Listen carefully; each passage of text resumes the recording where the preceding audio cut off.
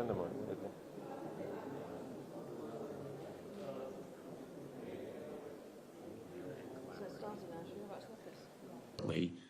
Most important, I'd like to thank our witness, Frances Haugen, for being here, and the two counsel who are representing her today. And I want to give you my heartfelt gratitude for your courage and strength in coming forward as you have done, standing up to one of the most powerful, implacable corporate giants in the history of the world, without any exaggeration.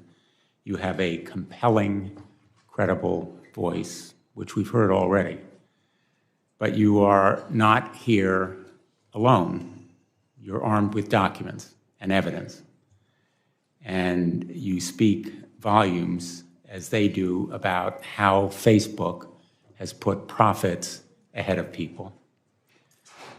Among other revelations, the information that you have provided to Congress is powerful proof that Facebook knew its products were harming teenagers.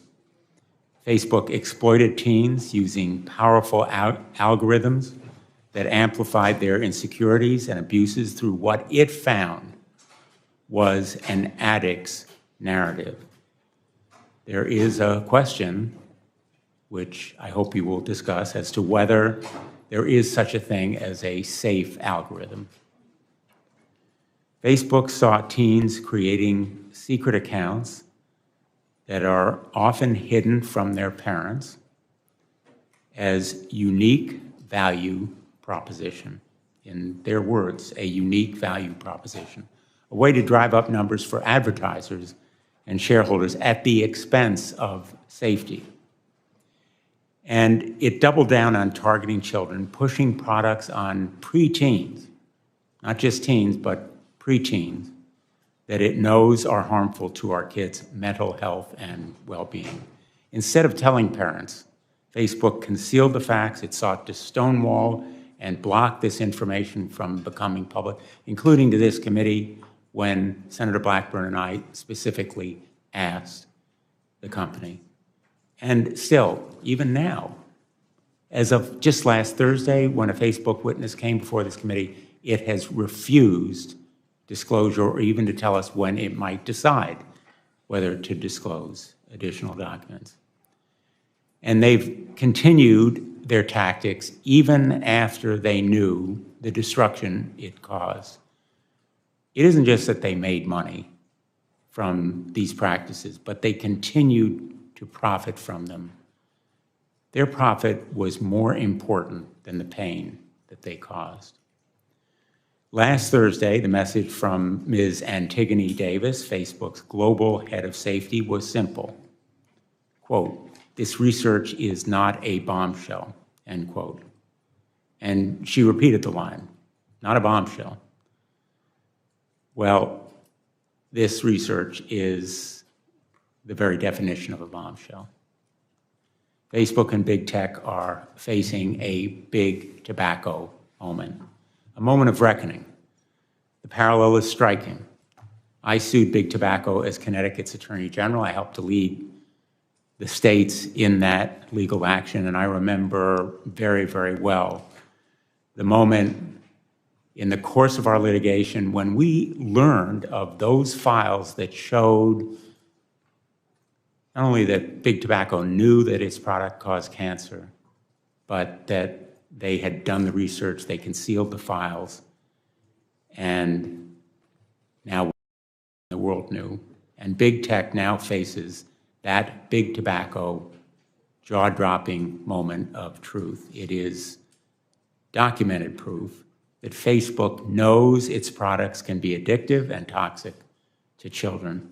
And it's not just that they made money, again, it's that they valued their profit more than the pain that they caused to children and their families.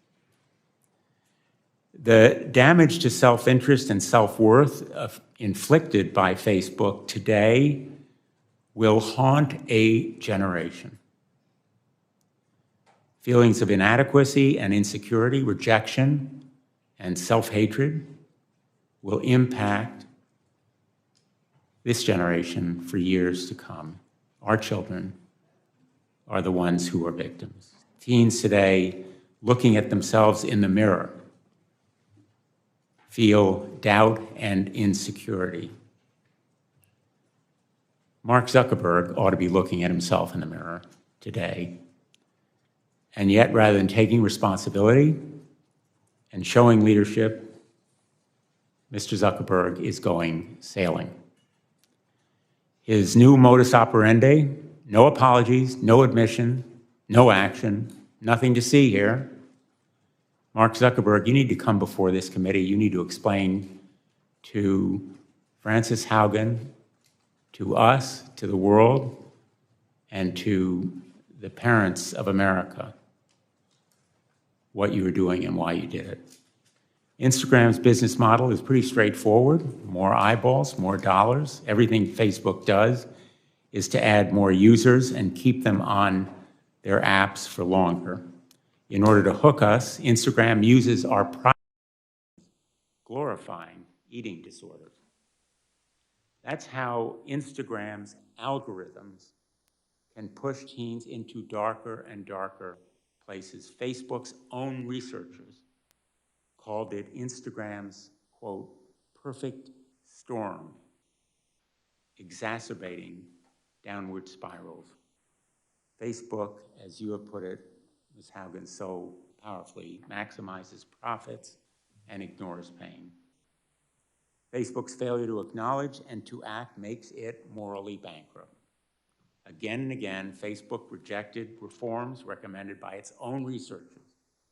Last week, Ms. Davis said, quote, we're looking at, end quote, no specific plans, no commitments, only vague platitudes.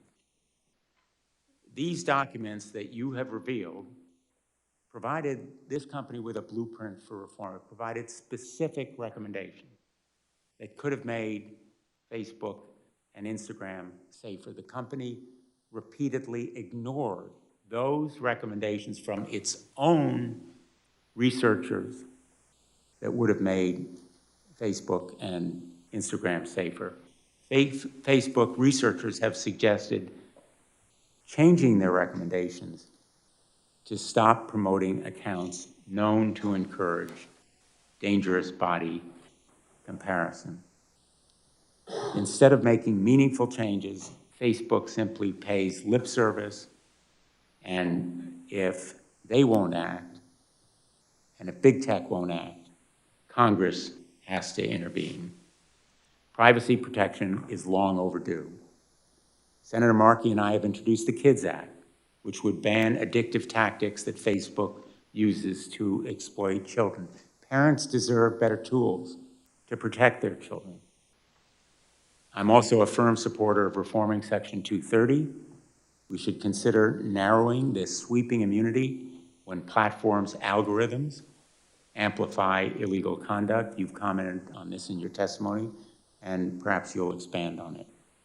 We have also heard compelling recommendations about requiring disclosures of research and independent reviews of these platforms' algorithms, and I plan to pursue these ideas.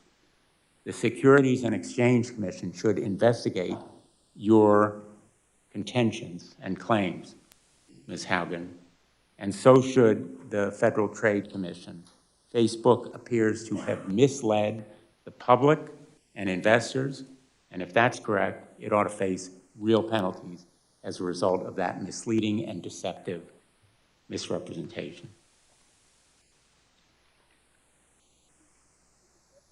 I want to thank all my colleagues who are here today, because what we have is a bipartisan congressional roadmap for reform that will safeguard and protect children from big tech. That will be a focus of our subcommittee moving forward, and it will continue to be bipartisan. And finally, I'll just end on this note.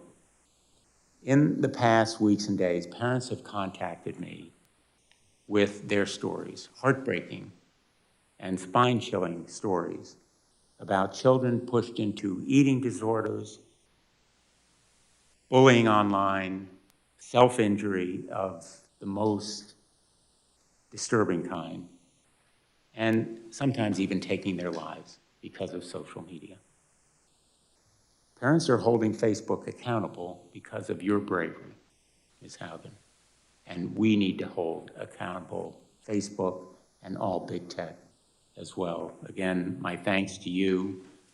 I am going to enter into the record a letter from 52 state attorneys general and from 2 members of the Youth Advisory Board of Sandy Hook Promise, as long as there's no objection. And I will now turn to the ranking member, Senator Blackburn. Thank you, Mr. Chairman, and thank you for entering that letter in the record that we have from our state's attorneys general.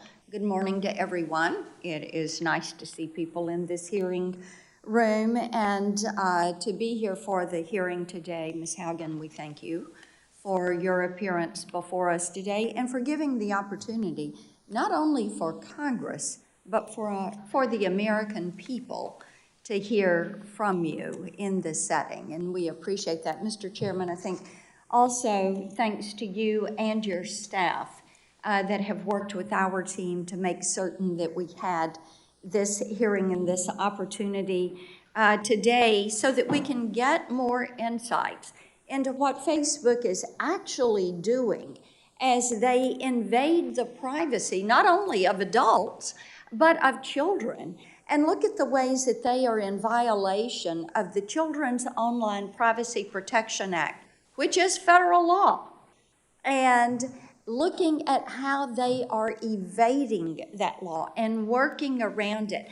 And as the chairman said, privacy and online privacy, passing a federal privacy standard has been long in the works. I filed my first privacy bill when I was in the House back in 2012, and I think that it will be this Congress and this subcommittee that is going to lead the way to online privacy, data security, Section 230 reforms, and of course Senator Klobuchar always wants to talk about antitrust.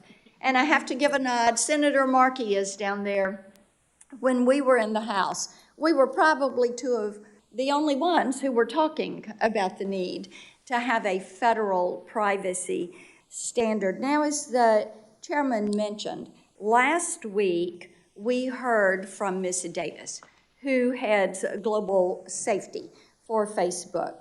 And it was surprising to us that what she tried to do was to minimize the information that was in these documents, to minimize the research, and to minimize the knowledge that Facebook had. At one point, I even reminded her the research was not third-party research.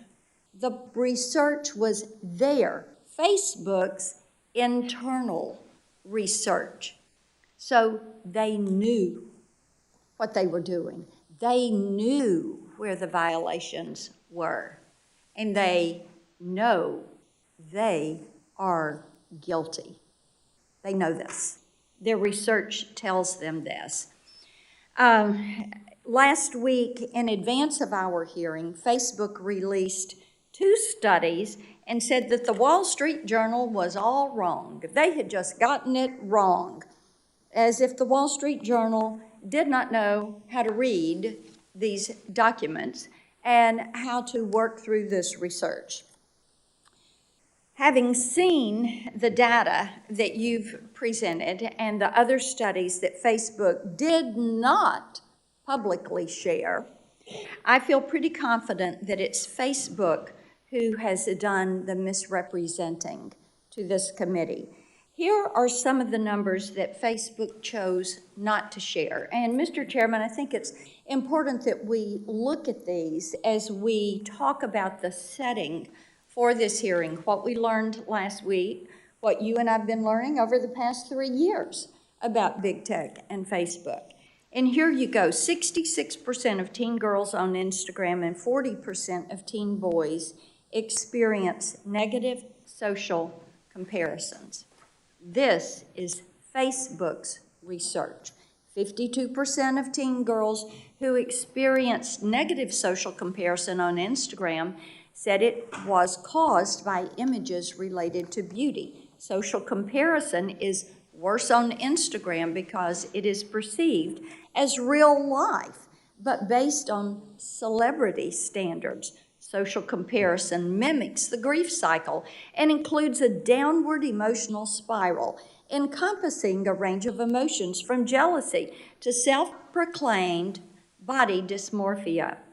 Facebook addiction, which Facebook calls conveniently problematic use, is most severe in teens, peaking at age 14. Here's what else we know. Facebook is not interested in making significant changes to improve kids' safety on their platforms, at least not when that would result in losing eyeballs on posts or decreasing their ad revenues. In fact, Facebook is running scared, as they know that, in their own words, young adults are less active and less engaged on Facebook, and that they are running out of teens to add to Instagram. So teens are looking at other platforms like TikTok, and Facebook is only making those changes that add to its users' numbers and ultimately its profits. Follow the money. So what are these changes? Allowing users to create multiple accounts that Facebook does not delete, and encouraging teens to create second accounts they can hide from their parents. They are also studying younger and younger children, as young as 8, so that they can market to them. And while Ms. Davis says that kids below 13 are not allowed on Facebook or Instagram, we know that they are, because she told us that they recently had deleted 600,000 accounts from children under age 13. So how do you get that many underage accounts if you aren't turning a blind eye to them in the first place? And then in order to try to clean it up, you go to delete it, and then you say, oh, by the way, we just in the last month deleted 600,000 underage accounts. And speaking of turning a blind eye, Facebook turns a blind eye to user privacy. News broke yesterday that the private data of over 1.5 billion, that's right, 1.5 billion Facebook users is being sold on a hacking forum. That's its biggest data breach to date. Examples like this underscore my strong concerns about Facebook collecting the data of kids and teens and what they are doing with it. Facebook also turns a blind eye toward blatant human exploitation taking place on its platform, trafficking, forced labor, cartels, the worst possible things one can imagine. Big tech companies have gotten away with abusing consumers for too long. It is clear that Facebook prioritizes profit over the well-being of children and all users.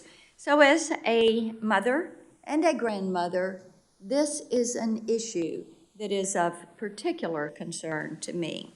So we thank you for being here today, Ms. Haugen, and we look forward to getting to the truth about what Facebook is doing with users' data and how they are abusing their privacy and how they show a lack of respect for the individuals that are on their network. We look forward to the testimony. Thank you, Mr. Chairman. Thanks, Senator Black. Thank you, Senator Blackburn. I don't know whether the ranking member would like to make If you don't mind, thank you, Chairman Blumenthal, and I will just take a moment or two. And I do appreciate being able to speak as ranking member of the full committee. This Ms. Haugen, this is a subcommittee hearing. You see some vacant seats. There's pretty good attendance for a subcommittee. There are also a lot of things going on, so people will be coming and going. But I'm willing to predict that this will have almost 100% attendance by members of the subcommittee because of the importance of this subject matter. So thanks for coming forward to share concerns about Facebook's business practices, particularly with respect to children and teens. And of course, that is the main topic of it's the title of our hearing today, Protecting Kids Online. The recent revelations about Facebook's mental health effects on children and its plan to target younger audiences are indeed disturbing. And I think you're going to see a lot of bipartisan concern about this today and in future hearings.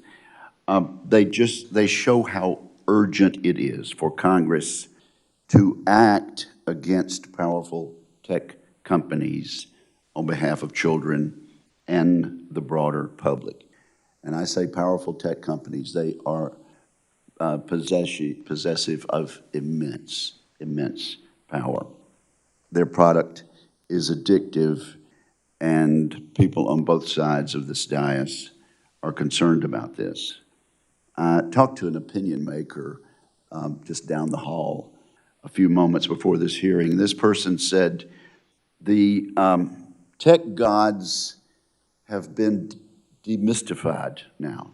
And I think this hearing today, Mr. Chair, is a part of the process of demystifying big tech. The children of America are hooked on their product. It is often destructive and harmful, and there is a cynical knowledge on behalf of the leadership of these big tech companies that is true. Ms. Haugen, I hope you will have a chance to talk about your work experience at Facebook and perhaps compare it to other social media companies. I also look forward to hearing your thoughts on how this committee and how this Congress can ensure greater accountability and transparency, especially with regard to children. So thank you, Mr. Chairman, and thank you, Ms. Haugen, for being here today. Thanks, Senator Wicker. Our witness this morning is Frances Haugen. She was the lead product manager on Facebook's civic misinformation team. She holds a degree in electrical and computer engineering from Olin College and an MBA from Harvard. She made the courageous decision, as all of us here and many others around the world know, to leave Facebook and reveal the terrible truths about the company she learned during her tenure there. And I think we are all in agreement here in expressing our gratitude and our admiration for your bravery in coming forward. Thank you, Ms. Haugen. Please proceed.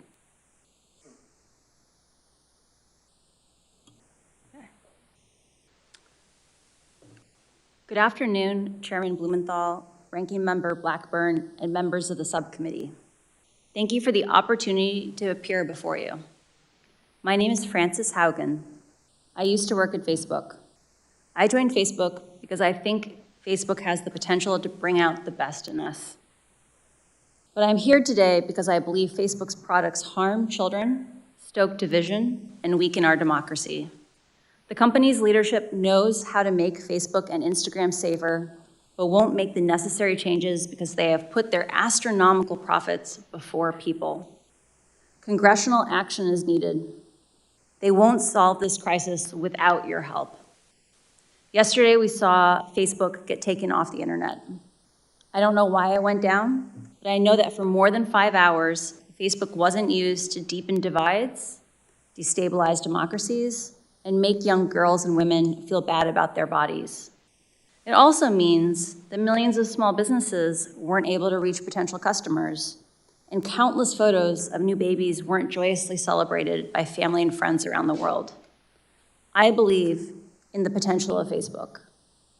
We can have social media we enjoy that connects us without tearing apart our democracy, putting our children in danger, and sowing ethnic violence around the world. We can do better. I have worked as a product manager at large tech companies since 2006, including Google, Pinterest, Yelp, and Facebook. My job has largely focused on algorithmic products like Google Plus Search and recommendation systems like the one that powers the Facebook newsfeed. Having worked on 4 different types of social networks, I understand how complex and nuanced these problems are. However, the choices being made inside of Facebook are disastrous for our children, for our public safety, for our privacy, and for our democracy. And that is why we must demand Facebook make changes. During my time at Facebook, first working as the lead product manager for civic misinformation, and later on counter-espionage, I saw Facebook repeatedly encounter conflicts between its own profits and our safety. Facebook consistently resolved these conflicts in favor of its own profits. The result has been more division, more harm, more lies, more threats, and more combat. In some cases, this dangerous online talk has led to actual violence that harms and even kills people. This is not simply a matter of certain social media users being angry or unstable, or about one side being radicalized against the other. It is about Facebook choosing to grow at all costs, becoming an almost $1 trillion company by buying its profits with our safety. During my time at Facebook, I came to realize a devastating truth. Almost no one outside of Facebook knows what happens inside of Facebook. The company intentionally hides vital information from the public, from the US government, and from governments around the world. The documents I have provided to Congress prove that Facebook has repeatedly misled the public about what its own research reveals about the safety of children, the efficacy of its artificial intelligence systems, and its role in spreading divisive and extreme messages. I came forward because I believe that every human being deserves the dignity of the truth. The severity of this crisis demands that we break out of our previous regulatory frames. Facebook wants to trick you into thinking that privacy protections or changes to Section 230 alone will be sufficient. While important, these will not get to the core of the issue, which is that no one truly understands the destructive choices made by Facebook except Facebook. We can afford nothing less than full transparency. As long as Facebook is operating in the shadows, hiding its research from public scrutiny, it is unaccountable. Until the incentives change, Facebook will not change. Left alone, Facebook will continue to make choices that go against the common good, our common good.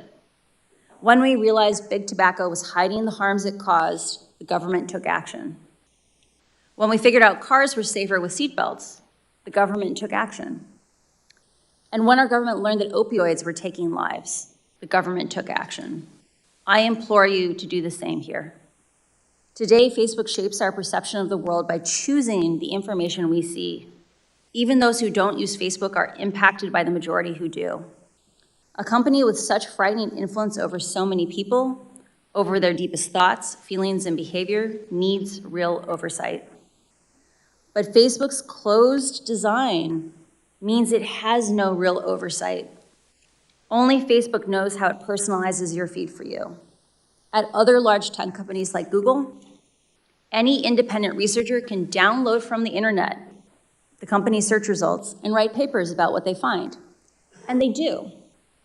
But Facebook hides behind walls that keeps researchers and regulators from understanding the true dynamics of their system. Facebook will tell you privacy means they can't give you data.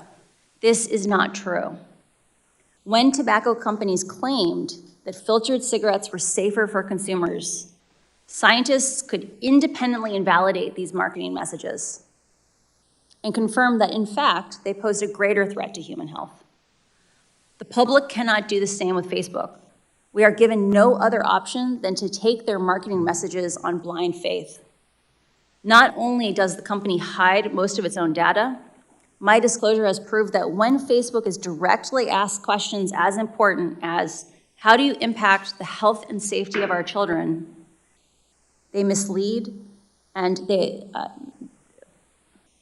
choose to mislead and misdirect. Facebook has not earned our blind faith. This inability to see into Facebook's actual systems and confirm how they work is communicated and confirm that they work as communicated is like the Department of Transportation regulating cars by only watching them drive down the highway. Today, no regulator has a menu of solutions for how to fix Facebook because Facebook didn't want them to know enough about what's causing the problems. Otherwise, there wouldn't have been need for a whistleblower. How is the public supposed to assess if Facebook is resolving conflicts of interest in a way that is aligned with the public good if the public has no visibility into how Facebook operates. This must change. Facebook wants you to believe that the problems we're talking about are unsolvable. They want you to believe in false choices. They want you to believe that you must choose between a Facebook full of divisive and extreme content or losing one of the most important values our country was founded upon, free speech. That you must choose between public oversight of Facebook's choices and your personal privacy. That to be able to share fun photos of your kids with old friends, you must also be inundated with anger-driven virality. They want you to believe that this is just part of the deal. I am here today to tell you that's not true. These problems are solvable. A safer, free speech respecting, more enjoyable social media is possible. But there's one thing that I hope everyone takes away from these disclosures. It is that Facebook can change, but is clearly not going to do so on its own. My fear is that without action, divisive and extremist behaviors we see today are only the beginning. What we saw in Myanmar and are now seeing in Ethiopia are only the opening chapters of a story so terrifying, no one wants to read the end of it. Congress can change the rules that Facebook plays by and stop the many harms it is now causing. We now know the truth about Facebook's destructive impact. I really appreciate the seriousness which the members of Congress and the Securities and Exchange Commission are approaching these issues. I came forward at great personal risk because I believe we still have time to act. But we must act now. I'm asking you, our elected representatives, to act. Thank you. Thank you, Ms. Haugen. Thank you for taking that personal risk, and we will do anything and everything to protect and stop any retaliation against you and any legal action that the company may bring to bear, or anyone else, and we've made that, I think, very clear in the course of these proceedings. I want to ask you about this idea of disclosure. You've talked about looking, in effect, at a car going down the road, and we're going to have 5-minute rounds of questions, maybe a second round if you're willing to do it. We're here today to look under the hood, and that's what we need to do more. In August, Senator Blackburn and I wrote to Mark Zuckerberg, and we asked him pretty straightforward questions about how the company works and safeguards children and teens on Instagram. Facebook dodged, ducked, sidetracked, in effect misled us.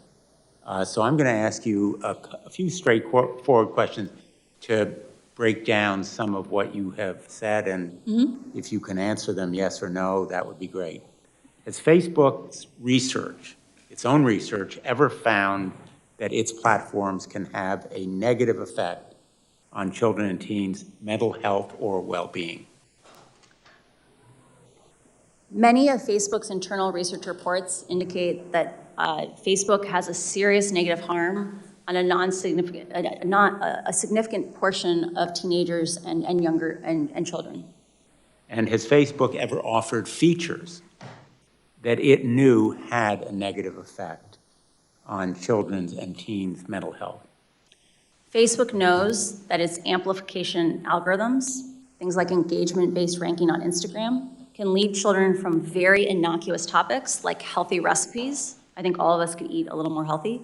All the way from just something innocent like healthy recipes to anorexia promoting content over a very short period of time. And has Facebook ever found, again, in its research, that kids show sign of addiction on Instagram? Facebook has studied a pattern that they call problematic use, what we might more commonly call addiction. It has a very high bar for what it believes it is. It says you self-identify that you don't have control over your usage and that it is materially harming your health, your schoolwork, or your physical health. 5 to 6% of 14-year-olds have the self-awareness to admit both those questions. It is likely that far more than 5 to 6% of 14-year-olds are addicted to Instagram. last Thursday, my colleagues and I asked Ms. Davis, who was representing Facebook, about how the decision would be made whether to pause permanently Instagram for kids. And she said, quote, "There's no one person who makes a decision like that. We think about that collaboratively." It's as though she couldn't mention Mark Zuckerberg's name. Isn't he the one who will be making this decision from your experience in the company? Mark holds a very unique role in the tech industry in that he holds over 55% of all the voting shares for Facebook. There are no similarly powerful companies that are as unilaterally controlled. And in the end, the buck stops with Mark. There is no one currently holding Mark accountable but himself. And Mark Zuckerberg, in effect, is the algorithm designer-in-chief, correct? I received an MBA from Harvard, and they emphasized to us that we are responsible for the organizations that we build. Mark has built an organization that is very metrics-driven, it is intended to be flat. There is no unilateral responsibility. The metrics make the decision. Unfortunately, that itself is a decision. And in the end, if he is the CEO and the chairman of Facebook, he is responsible for those decisions. The buck stops with him. The buck stops with him. And speaking of the buck stopping,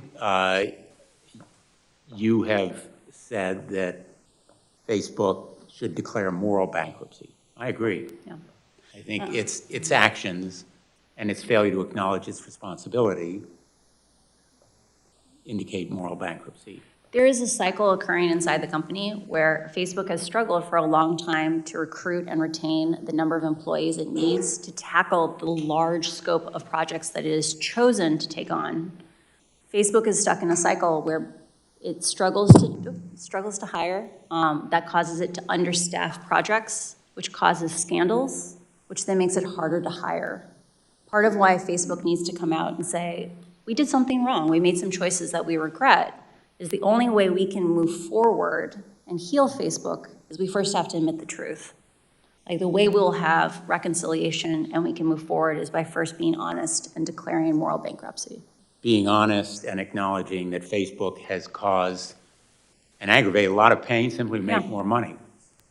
And it has profited off spreading disinformation and misinformation and sowing hate.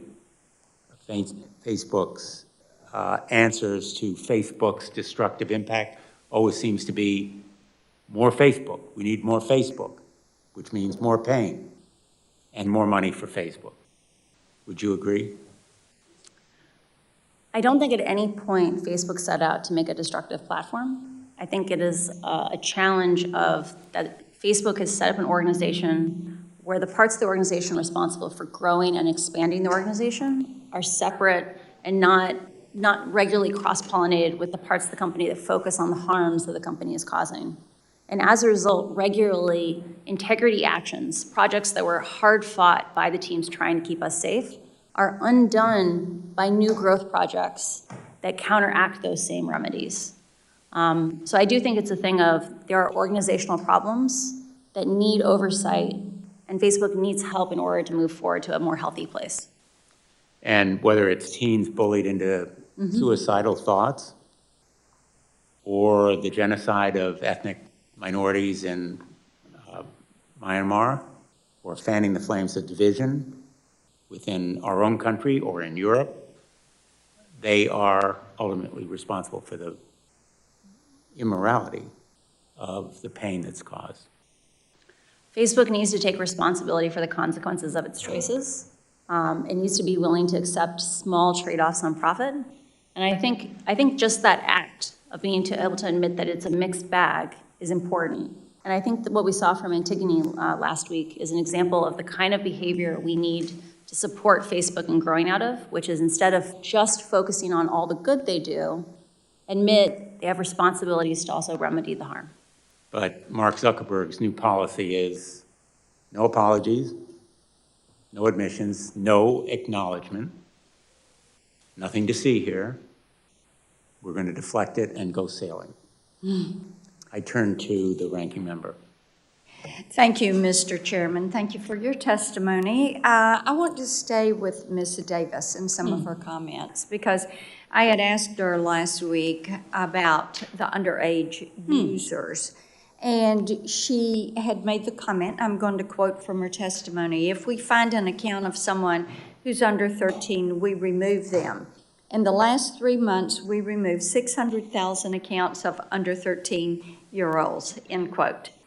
And I have to tell you, it seems to me that there's a problem if you have 600,000 accounts from children who ought not to be there in the first place. So what did Mark Zuckerberg know about Facebook's plans to bring kids on as new users and advertise to them?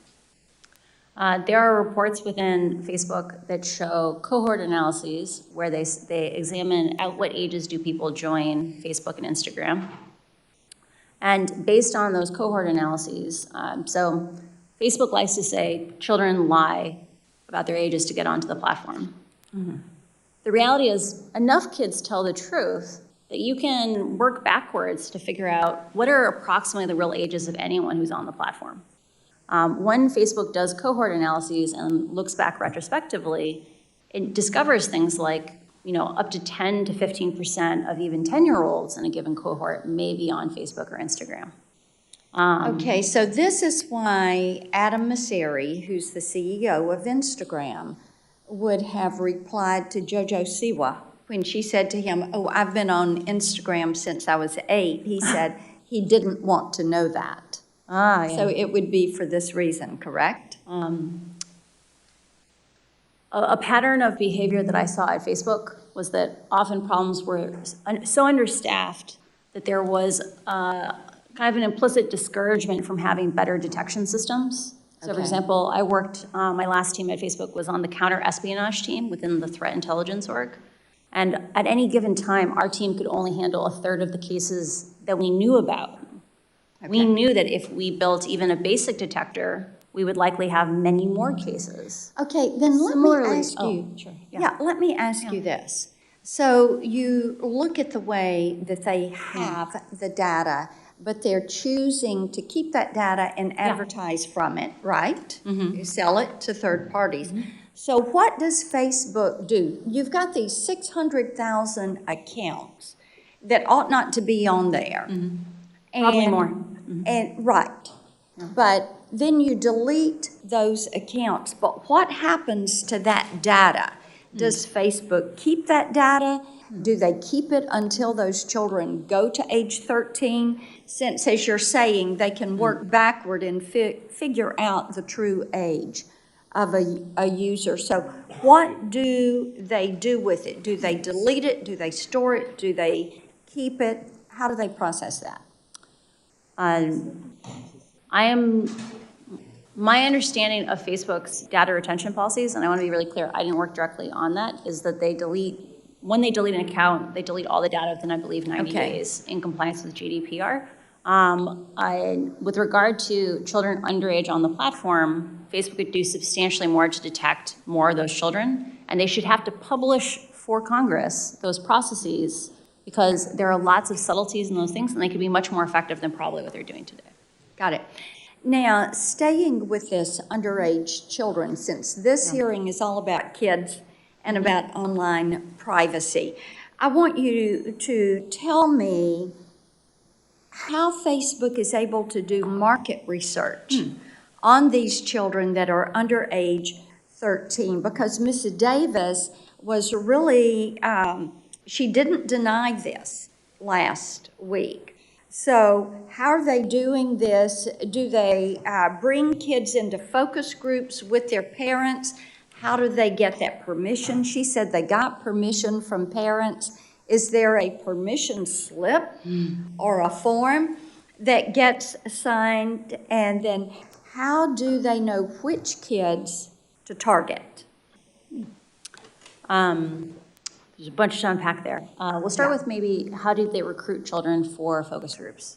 or recruit teenagers. Most tech companies have systems where they can analyze the data that is on their servers. So most of the focus groups I read, or that I saw analysis of, were around Messenger Kids, which has children on it. And those focus groups appear to be children interacting in person. Often, large tech companies use either sourcing agencies that will go and identify people who meet certain demographic criteria, or they will reach out directly based on data on the platform. So for example, on the case of Messenger Kids, maybe you would want to study a child that was an active user and one that was a less active user. You might reach out to some that came from each population. And so these are children that are under age 13. Yeah. And they know it. For some of these studies. And I assume they get permission, but I don't work on that. Okay. Well, we're still waiting to get a copy of Yeah. that parental consent form that would involve children. My time has expired, Mr. Chairman. I'll save my other questions for our second round if we're able to get those. Thank you. Great.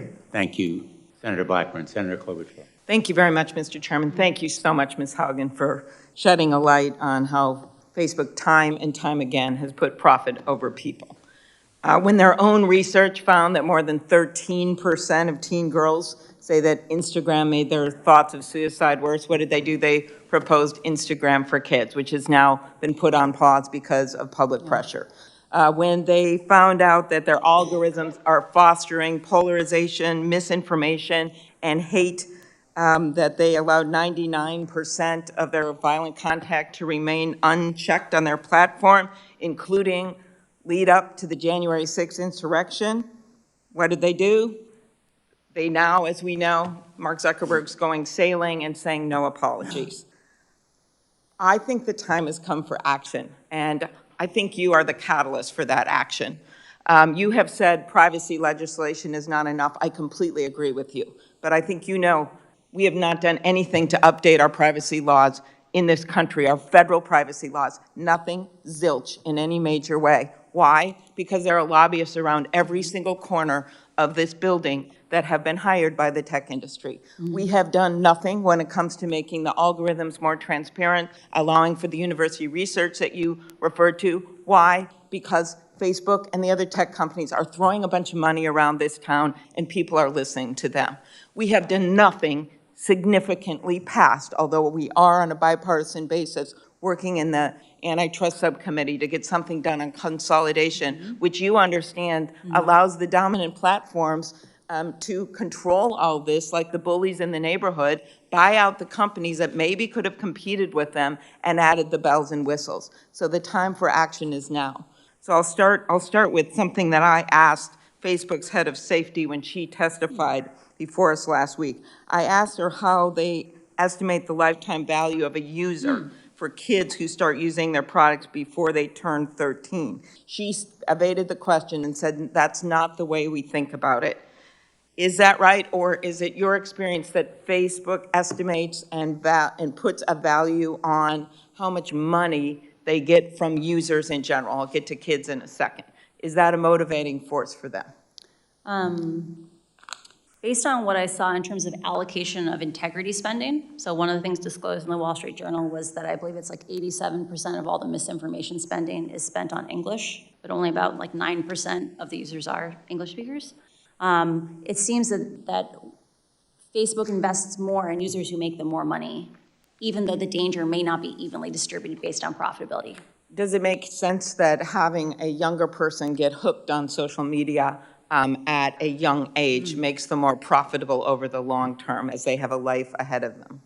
Facebook's internal documents talk about the importance of getting younger users, for example, tweens, onto Instagram, like Instagram Kids, because they need to have, they know that children bring their parents online and things like that. And so they understand the value of younger users for the long-term success of Facebook.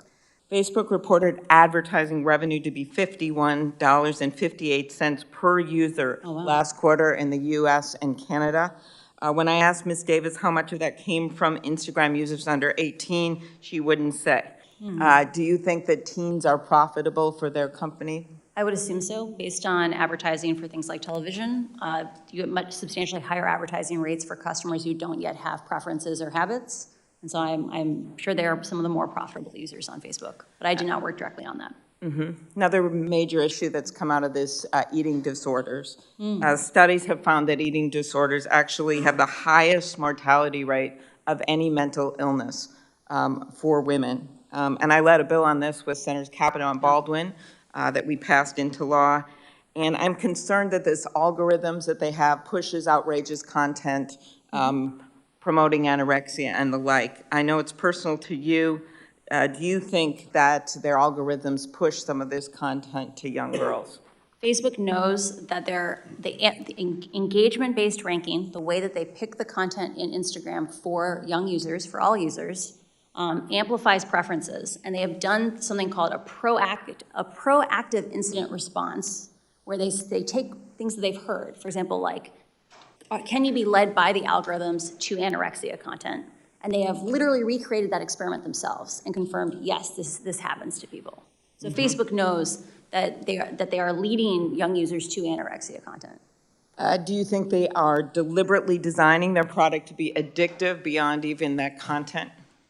Facebook has a long history of having a successful and very effective growth division, where they take little tiny tweaks and they constantly are trying to optimize it to grow. Those kinds of stickiness could be construed as things that facilitate addiction. Right. Last thing I'll ask is, we've seen this same kind of content in the political world. You brought up other countries and what's been happening there. On 60 Minutes, you said that Facebook implemented safeguards to reduce misinformation ahead of the 2020 election, but turned off those safeguards right after the election. And you know that the insurrection occurred January 6th. Do you think that Facebook turned off the safeguards because they were costing the company money, because it was reducing profits? Facebook has been emphasizing a false choice. They've said the safeguards that were in place before the election implicated free speech. The choices that were happening on the platform were really about how reactive and twitchy was the platform, right? Like, how viral was the platform?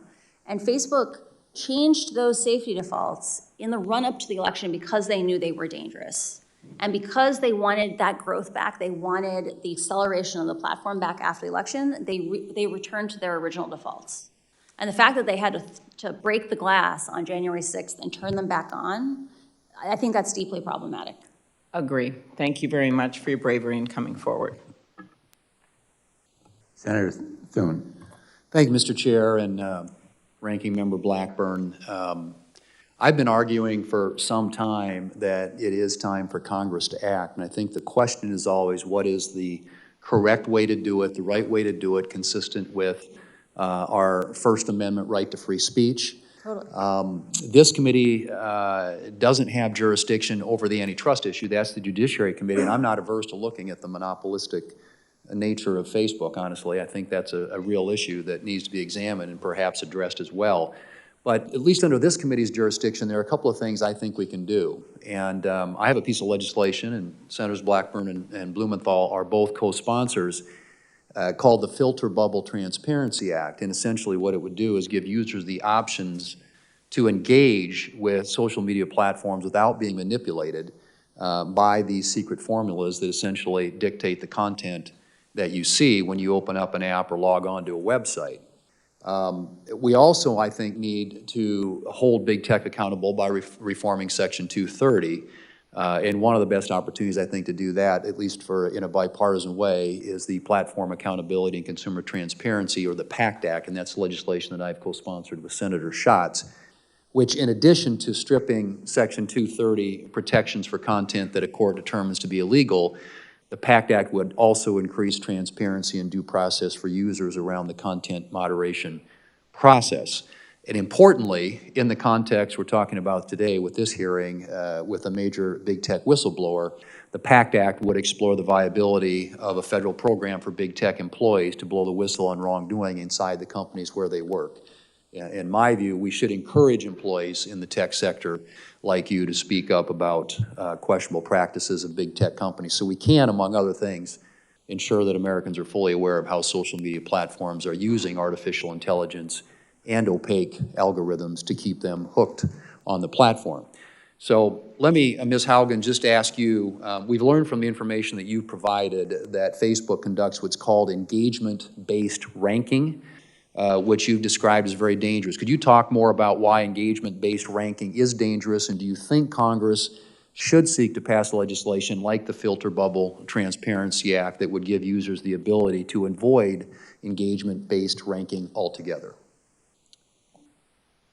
Facebook is going to say, you don't want to give up engagement-based ranking. You're not going to like Facebook as much if we're not picking out the content for you. That's just not true.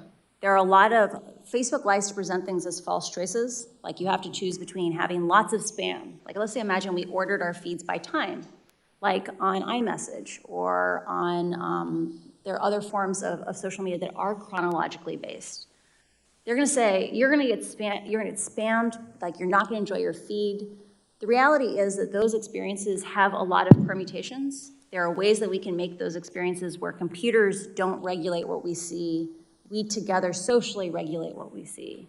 But they don't want us to have that conversation because Facebook knows that when they pick out the content that we focus on using computers, we spend more time on their platform, they make more money. The dangers of engagement-based ranking are that Facebook knows that content that elicits an extreme reaction from you is more likely to get a click, a comment, or reshare. And it's interesting because those clicks and comments and reshares aren't even necessarily for your benefit. It's because they know that other people will produce more content if they get the likes and comments and reshares. They prioritize content in your feed so that you will give little hits of dopamine to your friends so they will create more content. And they have run experiments on people, producer-side experiments, where they have confirmed this. So Yeah. you and your, part of the information you provided the Wall Street Journal, it's been found that Facebook altered its algorithm in an attempt to boost these meaningful social interactions, or MSI. But rather than strengthening bonds between family and friends on the platform, the algorithm instead rewarded more outrage and sensationalism. And I think Facebook would say that its algorithms are used to connect individuals with other friends and family that are largely positive. Do you believe that Facebook's algorithms make its platform a better place for most users, and should consumers have the option to use Facebook and Instagram without being manipulated by algorithms designed to keep them engaged on that platform? I strongly believe, like I've spent most of my career working on systems like engagement-based ranking. Like when I come to you and say these things, I'm basically damning 10 years of my own work, right? Engagement-based ranking, Facebook says we can do it safely because we have AI. You know, the artificial intelligence will find the bad content that we know our engagement-based ranking is promoting. They've written blog posts on how they know engagement-based ranking is dangerous, but the AI will save us. Facebook's own research says they cannot adequately identify dangerous content, and as a result, those dangerous algorithms that they admit are picking up the extreme sentiments, the division. They can't protect us from the harms that they know exist in their own system. And so I don't think it's just a question of saying, should people have the option of choosing to not be manipulated by their algorithms? I think if we had appropriate oversight, or if we reformed 230 to make Facebook responsible for the consequences of their intentional ranking decisions, I think they would get rid of engagement-based ranking, because it is causing teenagers to be exposed to more anorexia content. It is pulling families apart. And in places like Ethiopia, it's literally fanning ethnic violence.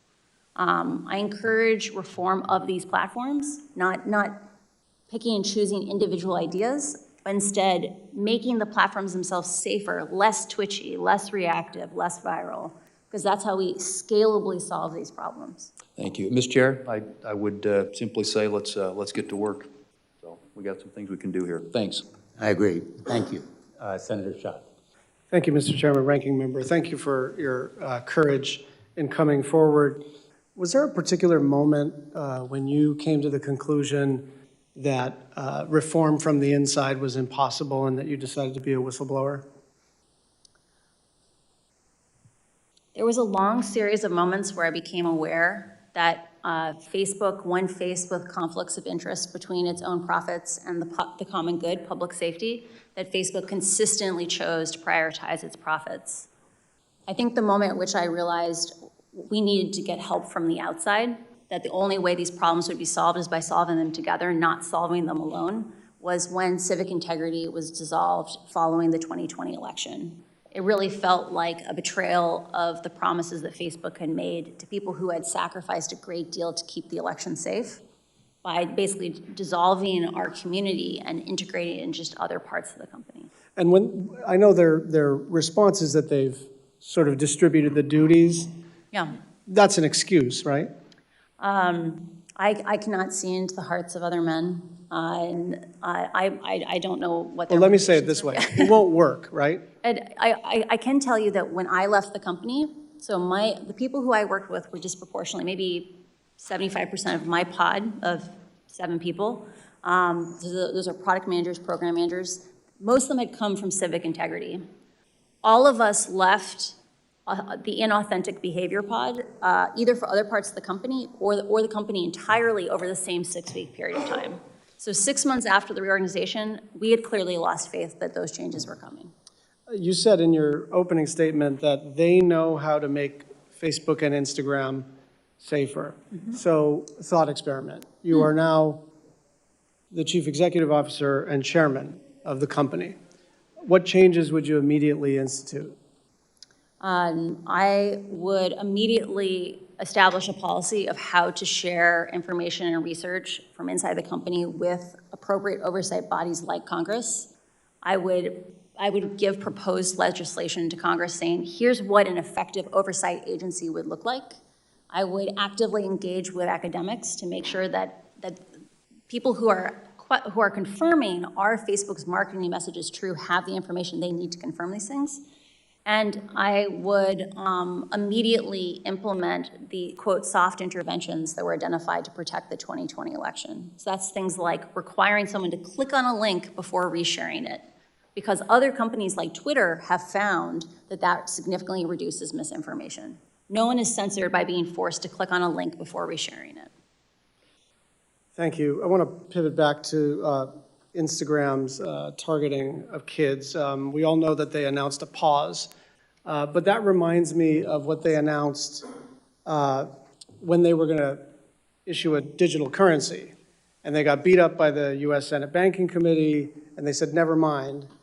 And now they're coming back around, hoping that nobody notices that they are going to try to issue a currency. Now, let's set aside for the moment the sort of the business model, which appears to be gobble up everything, do everything. That's the growth strategy. Do you believe that they're actually going to discontinue Instagram Kids, or are they just waiting for the dust to settle? I would be sincerely surprised if they do not continue working on Instagram Kids, and I would be amazed if a year from now we don't have this conversation again. Why? Facebook understands that if they want to continue to grow, they have to find new users. They have to make sure that the next generation is just as engaged with Instagram as the current one. And the way they'll do that is by making sure that children establish habits before they have good self-regulation. By hooking kids. By hooking kids. I would like to emphasize one of the documents that we sent in on problematic use examined the rates of problematic use by age, and that peaked with 14-year-olds. It's just like cigarettes. Teenagers don't have good self-regulation. They say explicitly, I feel bad when I use Instagram, and yet I can't stop. We need to protect the kids. Just my final question. I have a long list of misstatements, misdirections, and outright lies from the company. I don't have the time to read them, but you're as intimate with all of these deceptions as I am, so I will just jump to the end. If you were a member of this panel, would you believe what Facebook is saying? I would not believe. Facebook has not earned our right to just have blind trust in them. Trust is, last week, one of the most beautiful things that I heard on the committee was trust is earned, and Facebook has not earned our trust. Thank you. Thanks, Senator Schatz. Senator Moran, and then we've been joined by the chair, Senator Cantwell. She'll be next. We're going to break at about 11:30, if that's okay, because we have a vote, Okay. and then we'll reconvene. Okay. Mr. Chairman, thank you. The conversation so far reminds me that you and I ought to resolve our differences and introduce legislation. So as Senator Thune said, let's go to work. Our differences are very minor, or they seem very minor in the face of the revelations that we've now seen. So I'm hoping we can move forward, Senator Moran. I share that view, Mr. Chairman. Thank you. Thank you very much for your testimony. What examples do you know? We've talked about particularly children, teenage girls in specifically, but what other examples do you know about where Facebook or Instagram knew its decisions would be harmful to its users, but still proceeded with the plan and executed those harmful behavior? Facebook's internal research is aware that there are a variety of problems facing children on Instagram that are, they know that severe harm is happening to children. For example, in the case of bullying, Facebook knows that Instagram dramatically changes the experience of high school. So when we were in high school, or when I was in high school, most kids You looked at me and changed your wording. Sorry. When I was in high school, you know, most kids have positive home lives. Like, it doesn't matter how bad it is at school, kids can go home and reset for 16 hours. Kids who are bullied on Instagram, the bullying follows them home. It follows them into their bedrooms. The last thing they see before they go to bed at night is someone being cruel to them, or the first thing they see in the morning is someone being cruel to them. Kids are learning that their own friends, like people who they care about them, are cruel to them.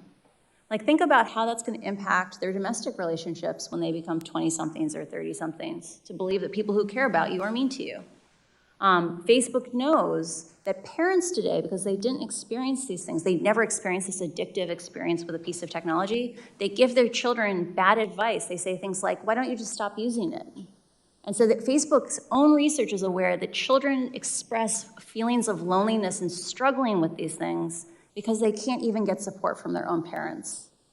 I don't understand how Facebook can know all these things and not escalate it to someone like Congress for help and support in navigating these problems. Let me ask the question in a broader way. Besides teenagers or besides girls or besides youth, are there other practices at Facebook or Instagram that are known to be harmful but yet are pursued? Facebook is aware that choices it made in establishing like meaningful social interactions, so engagement-based ranking that didn't care if you bullied someone or committed hate speech in the comments, that was meaningful. They know that that change directly changed publishers' behavior, that companies like BuzzFeed wrote in and said, the content is most successful on our platform is some of the content we're most ashamed of. You have a problem with your ranking, and they did nothing. They know that politicians are being forced to take positions they know their own constituents don't like or approve of because those are the ones that get distributed on Facebook. That's a huge, huge negative impact. Facebook also knows that they have admitted in public that engagement-based ranking is dangerous without integrity and security systems, but then not rolled out those integrity and security systems to most of the languages in the world. And that's what's causing things like ethnic violence in Ethiopia. Thank you for your answer. What is the magnitude of Facebook's revenues or profits that come from the sale of user data? Oh, I'm sorry. I've never worked on that. I'm not aware. Thank you. What regulations or legal actions by Congress or by administrative action do you think would have the most consequence or would be feared most by Facebook, Instagram, or allied companies? I strongly encourage reforming Section 230 to exempt decisions about algorithms, right? So modifying 230 around content, I think, has it's very complicated because user-generated content is something that companies have less control over. They have 100% control over their algorithms. And Facebook should not get a free pass on choices it makes to prioritize growth and virality and reactiveness over public safety. They shouldn't get a free pass on that because they're paying for their profits right now with our safety. So I strongly encourage reform of 230 in that way. I also believe there needs to be a dedicated oversight body Because right now, the only people in the world who are trained to analyze these experiments, to understand what's happening inside of Facebook, are people who, grew up inside of Facebook or Pinterest or another social media company. And there needs to be a regulatory home where someone like me could do a tour of duty after working at a place like this and have a place to work on things like regulation, to bring that information out to the oversight boards that have the right to do oversight. A regulatory agency within the federal government. Yes. Thank you very much. Thank you, Chairman. Senator Cantwell. Thank you, Mr. Thank you, Chairman. Senator Moran. Thank you for holding this hearing, and I think my colleagues have brought up a lot of important issues, and so I think I just want to continue on that vein. First of all, the Privacy Act that I introduced along with several of my colleagues actually does have FTC oversight of algorithm transparency. In some instances, I'd hope you take a look at that and tell us what other areas you think we should add to that level of transparency. But clearly that's the issue at hand here, I think, in your coming forward, so thank you again for your willingness to do that.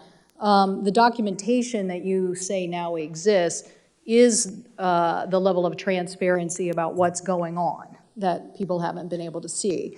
And so your information that you say has gone up to the highest levels at Facebook is that they purposely knew that their algorithms were continuing to have misinformation and hate information, and that when presented with information about this terminology, downstream MSI, meaningful social information, knowing that it was this choice, you could continue this wrong-headed information, hate information about the Rohingya, or you could continue to get higher click-through rates. And I know you said you don't know about profits, but I'm pretty sure you know that on a page. Yeah. If you click through that next page, I'm pretty sure there's a lot more ad revenue than if you didn't click through. So you're saying that documents exist that at the highest level at Facebook, you had information discussing these two choices, and that people chose, even though they knew that it was misinformation and hurtful and maybe even causing people lives, they continued to choose profit. We have submitted documents to Congress outlining Mark Zuckerberg was directly presented with a list of, quote, soft interventions. So a hard intervention is like taking a piece of content off Facebook, taking a user off Facebook. Soft interventions are about making slightly different choices to make the platform less viral, less twitchy. Mark was presented with these options and chose to not remove downstream MSI in April of 2020, even though even just isolated in at-risk countries, that's countries at risk of violence, if it had any impact on the overall MSI metric.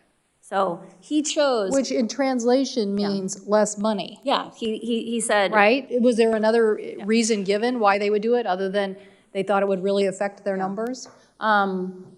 I don't know for certain. Like Jeff Horowitz, the reporter for the Wall Street Journal, and I struggled with this. We sat there and read these minutes, and we were like, how is this possible? Like, we've just read 100 pages on how downstream MSI expands hate speech, misinformation, violence inciting content, graphic violent content. Why wouldn't you get rid of this? And the best theory that we've come up with, and I want to emphasize this is just our interpretation on it, is people's bonuses are tied to MSI. Right? Like people stay or leave the company based on what they get paid. And like, if you hurt MSI, a bunch of people weren't gonna get their bonuses. So you're saying that this practice even still continues today? Like we're still in this environment? I'm personally very frustrated by this because we presented information to Facebook from one of my own constituents in 2018 talking about this issue with the Rohingya, pleading with the company. Yeah. We pleaded with the company, and they continue to not address this issue. Now, you're pointing out that these same algorithms are being used, and they know darn well in Ethiopia that it's causing and inciting violence. And again, they are still today choosing profit over taking this information down. Is that correct? When rioting began in the United States in the summer of last year, they turned off downstream MSI only for when they detected content was health content, which is probably COVID, and civic content. But Facebook's own algorithms are bad at finding this content. It's still in the raw form for 80, 90% of even that sensitive content. In countries where they don't have integrity systems in the local language, and in the case of Ethiopia, there are 100 million people in Ethiopia in 6 languages. Facebook only supports 2 of those languages for integrity systems. This strategy of focusing on language-specific, content-specific systems, AI to save us, is doomed to fail. I need to get to one of them. First of all, I'm sending a letter to Facebook today. They better not delete any information as it relates to the Rohingya or investigations about how they proceeded on this, particularly in light of your information or the documents. But aren't we also now talking about advertising fraud? Aren't you selling something to advertisers that's not really what they're getting? We know about this because of the newspaper issues. We're trying to say that journalism that basically has to meet a different standard, a public interest standard, that basically is out there basically proving every day, or they can be sued. These guys are a social media platform that doesn't have to live with that. And then the consequences, they're telling their advertisers that this was a problem. We see it. We see it. People are coming back to the local journalism because they're like, we want to be with a trusted brand. We don't want to be in, your website. So I think your finding for the SEC is an interesting one, but I think that we also have to look at what are the other issues here, and one of them is, did they defraud advertisers and telling them this was the advertising content that you were going to be advertising in, when in reality it was something different. It was based on a different model. We have multiple examples of question and answers for the advertising staff, the sales staff, where advertisers say after the riots last summer, were asked, should we come back to Facebook? Or after the insurrection, like, should we come back to Facebook? And Facebook said in their talking points that they gave to advertisers, we're doing everything in our power to make this safer, or we take down all the hate speech when we find it. But Facebook's own internal— And that was not true. That was not true. They get 3 to 5% of hate speech. Thank you. Thank you, Mr. Chairman. Thanks, Senator Cantwell. And if you want to make your letter available to other members of the committee, I'd be glad to join you myself. Thank you. And, thank you. Thank you for suggesting it. Thank you. Senator Lee. Thank you, Mr. Chairman, and thank you, Ms. Haugen, for joining us this week. It's very, very helpful. We're grateful that you're willing to make yourself available. Last week, we had another witness from Facebook, Ms. Davis. She came and she testified before this committee, and she focused on, among other things, the extent to which Facebook targets ads to children, including ads that are either sexually suggestive or geared toward adult-themed products or themes in general. Now, I appreciated her willingness to be here. I didn't get the clearest answers in response to some of those questions. And so I'm hoping that you can help shed some light on some of those issues related to Facebook's advertising processes here today. As we get into this, I want to first read you a quote that I got from Ms. Davis last week. Here's what she said during her questioning. Quote, "When we do ads to young people, there are only 3 things that an advertiser can target around: age, gender, location. We also prohibit certain ads to young people, including weight loss ads. We don't allow tobacco ads at all, meaning to young people. We don't allow them to children. We don't allow them to minors," close quote. Now, since that exchange happened last week, there are a number of individuals and groups, including a group called the Technology Transparency Project, or TTP, that have indicated that that part of her testimony was inaccurate, that it was false. TTP noted that TTP had conducted an experiment just last month, and their goal was to run a series of ads that would be targeted to children ages 13 to 17, to users in the United States. Now, I want to emphasize that TTP didn't end up running these ads. They stopped them from being distributed to users. But Facebook did, in fact, approve them. And as I understand it, Facebook approved them for an audience of up to 9.1 million users, all of whom were teens. So I brought a few of these to show you today. This is the first one I wanted to showcase. This first one has a colorful graphic encouraging kids to, quote, "throw a Skittles party like no other," which, as the graphic indicates, and as the slang jargon also independently suggests, this involves kids getting together randomly to abuse prescription drugs. The second graphic displays an anatip, that is, a tip specifically designed to encourage and promote anorexia. and it's on there. Now, the language, the annotative itself, independently promotes that. The ad also promotes it, insofar as it was suggesting these are images you ought to look at when you need motivation to be more anorexic, I guess you could say. Now, the third one invites children to find their partner online and to make a love connection. You look lonely, find your partner now to make a love connection. Now look, it'd be an entirely different kettle of fish if this were targeted to an adult audience. It is not. It's targeted to 13 to 17-year-olds. Now, obviously, I don't support, and TDP does not support these messages, particularly when targeted to impressionable children. And again, just to be clear, TDP did not end up pushing the ads out after receiving Facebook's approval.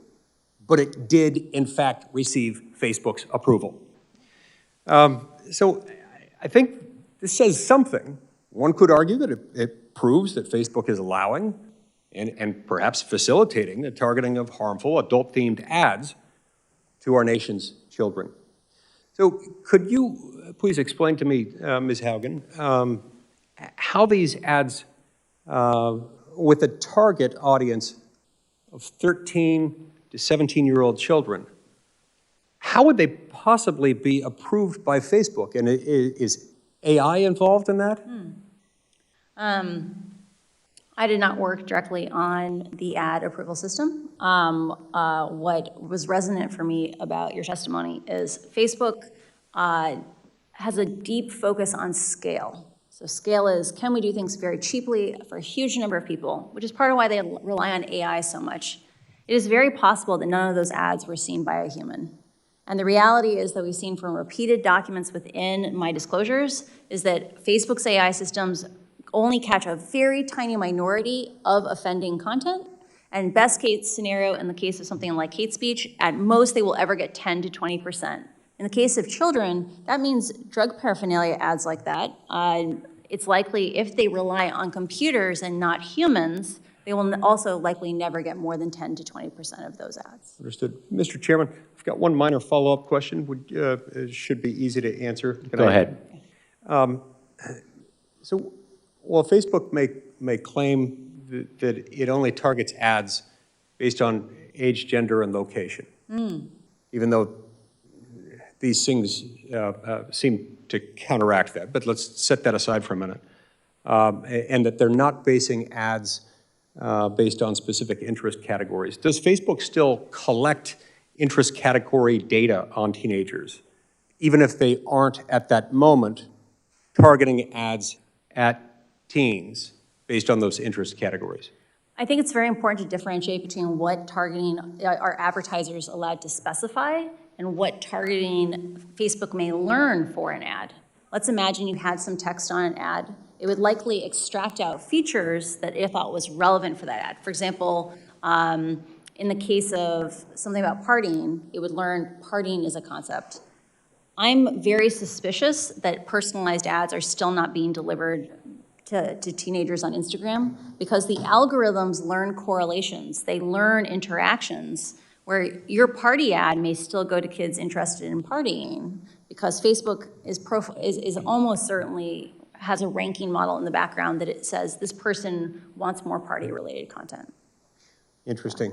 Thank you. That's very helpful. And what that suggests to me is that while they're saying they're not targeting teens with those ads, the algorithm might do some of that work for them, which might explain why they collect the data, even while claiming that they're not targeting those ads in that way. I can't speak to whether or not that's the intention, but the reality is it's very, very, very difficult to understand these algorithms today.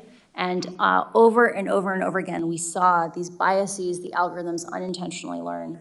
And so, yeah, it's very hard to disentangle out these factors as long as you have engagement-based ranking. Thank you, Ms. Haugen. Thank you very much, Senator Lee. Senator Markey. Thank you, Mr. Chairman, very much.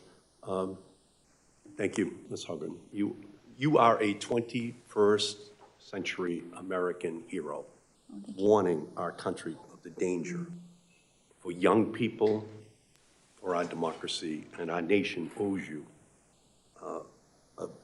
just a huge debt of gratitude for the courage you're showing here today, so thank you. Ms. Haugen, do you agree that Facebook actively seeks to attract children and teens onto its platforms? And Facebook actively markets to children, or markets to children under the age of 18 to get on Instagram, and definitely targets children as young as 8 to be on in Messenger Kids. An internal Facebook document from 2020 that you revealed reads, "Why do we care about tweens? They are a valuable but untapped audience." So Facebook only cares about children to the extent that they are of monetary value. Last week, Facebook's global head of safety, Antigone Davis, told me that Facebook does not allow targeting of certain harmful content to teens. Ms. Davis stated, "We don't allow weight loss ads to be shown to people under the age of 18. Yet, a recent study found that Facebook permitted targeting of teens as young as 13 with ads that showed a young woman's thin waist promoting websites that glorify anorexia." Ms. Haugen, based on your time at Facebook, do you think Facebook is telling the truth? I think Facebook has focused on scale over safety, and it is likely that they are using artificial intelligence to try to identify harmful ads without allowing the public oversight to see what is the actual effectiveness of those safety systems. You unearthed Facebook's research about its harm to teens. Did you raise this issue with your supervisors? I did not work directly on anything involving teen mental health. This research was freely available to anyone in the company. Ms. Davis testified last week, quote, "We don't allow tobacco ads at all. We don't allow them to children either. We don't allow alcohol ads to minors. However, researchers also found that Facebook does allow targeting of teens with ads on vaping." Ms. Haugen, based on your time at Facebook, do you think Facebook is telling the truth? I do not have context on that issue. I assume that if they are using artificial intelligence to catch those vape ads, unquestionably ads are making its way through. Okay. So from my perspective, listening to you and your incredibly courageous revelations time and time again, Facebook says one thing and does another. Time and time again, Facebook fails to abide by the commitments that they had made. Time and time again, Facebook lies about what they are doing. Yesterday, Facebook had a platform outage, but for years it has had a principles outage. Its only real principle is profit. Facebook's platforms are not safe for young people. As you said, Facebook is like big tobacco, enticing young kids with that first cigarette, that first social media account designed to hook kids as users for life. Ms. Haugen, your whistleblowing shows that Facebook uses harmful features that quantify popularity, push manipulative influencer marketing, amplify harmful content to teens. And last week in this committee, Facebook wouldn't even commit to not using these features on 10-year-olds. Facebook is built on computer codes of misconduct. Senator Blumenthal and I have introduced the Kids Internet Design and Safety Act, the KIDS Act. You have asked us to act as a committee. And Facebook has scores of lobbyists in the city right now coming in right after this hearing to tell us we can't act. And they've been successful for a decade in blocking this committee from acting. So let me ask you a question. The Kids Internet Design and Safety Act, or the KIDS Act, here's what the legislation does.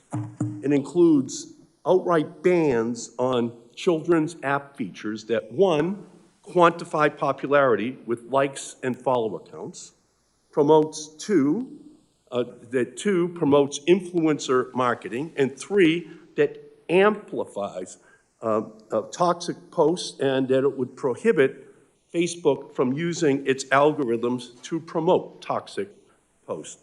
Should we pass that legislation? I strongly encourage reforms that push us towards human-scale social media and not computer-driven social media.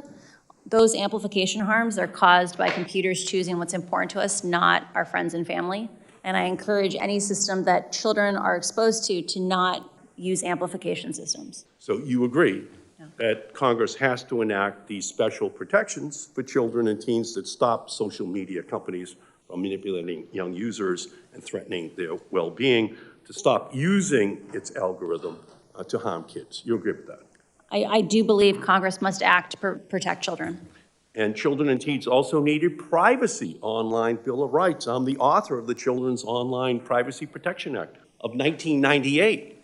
But it's only for kids under 13 because the industry stopped me from making it age 16 in 1998 because it was already their business model.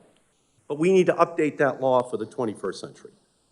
Tell me if this should pass. One, create an online eraser button so that young users can tell websites to delete the data they've collected about them. Two, give young teens under the age of 16 and their parents control of their information. And three, ban targeted ads to children. I support all those actions. Thank you.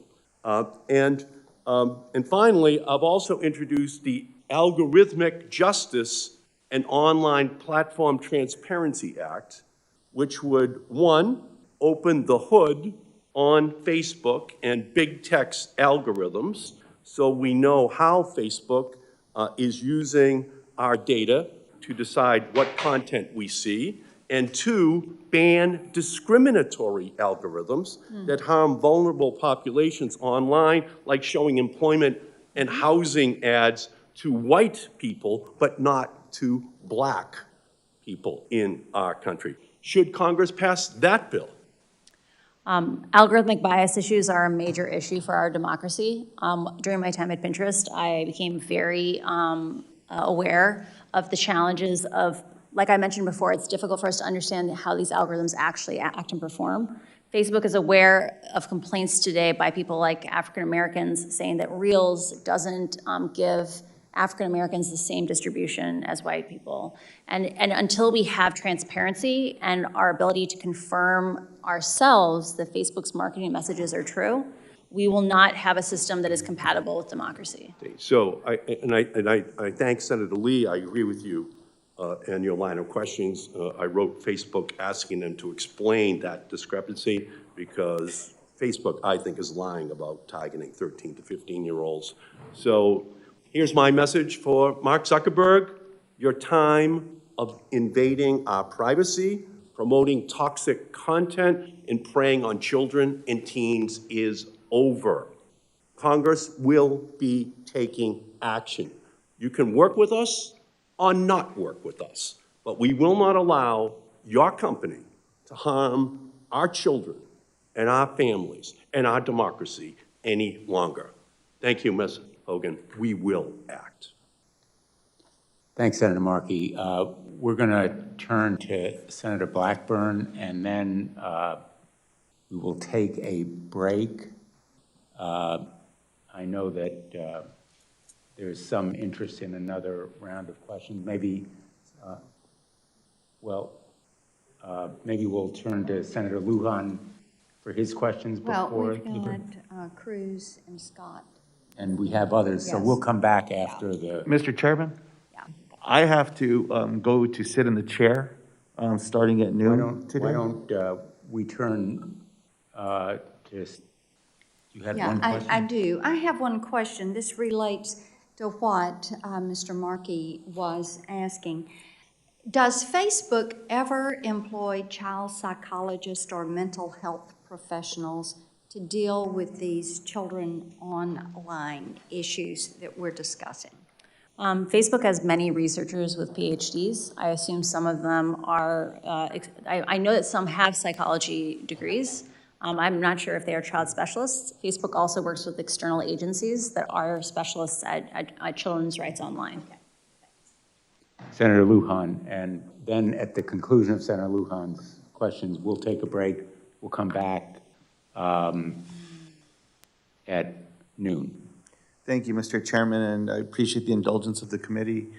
Ms. Haugen, last week, the committee heard directly from Ms. Davis, the global head of safety for Facebook. During the hearing, the company contested their own internal research as if it does not exist. Yes or no, does Facebook have internal research indicating that Instagram harms teens, particularly harming perceptions of body image, which disproportionately affects young women?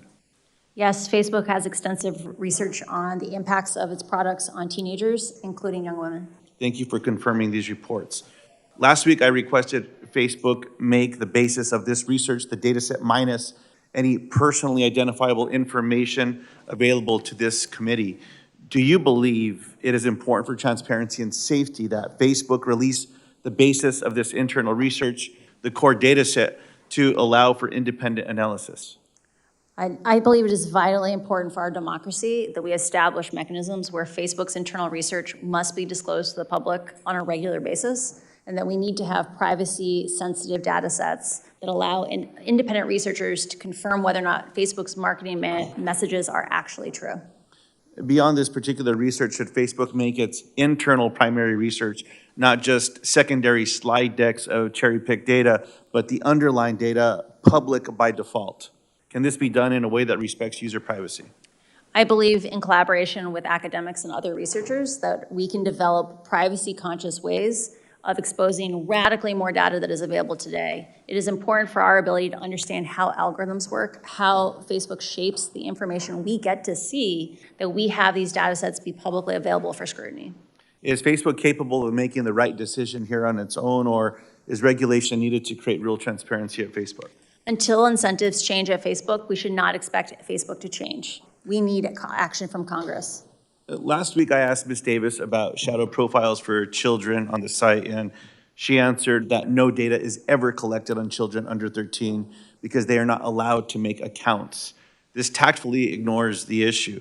Facebook knows children use their platform. However, instead of seeing this as a problem to be solved, Facebook views this as a business opportunity. Yes or no, does Facebook conduct research on children under 13, examining the business opportunities of connecting these young children to Facebook's products? I want to emphasize how vital it is that Facebook should have to publish the mechanisms by which it tries to detect these children, because they are on the platform in far greater numbers than anyone is aware. I do believe that, or I am aware that Facebook is doing research on children under the age of 13, and those studies are included in my disclosure. You have shared your concerns about how senior management at Facebook has continuously prioritized revenue over potential user harm and safety. And I have a few questions on Facebook's decision-making. Last week, I asked Ms. Davis, quote, has Facebook ever found a change to its platform would potentially inflict harm on users, but Facebook moved forward because the change would also grow users or increase revenue? Ms. Davis said in response, quote, it's not been my experience at all at Facebook. That's just not how we would approach it. Yes or no, has Facebook ever found a feature on its platform harmed its users, but the feature moved forward because it would also grow users or increase revenue? Facebook likes to paint that these issues are really complicated. There are lots of simple issues. For example, requiring someone to click through on a link before you reshare it. That's not a large imposition, but it does decrease growth a tiny little amount, because in some countries, reshares make up 35% of all the content that people see.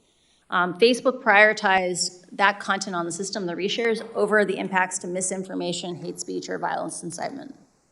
Did these decisions ever come from Mark Zuckerberg directly or from other senior management at Facebook?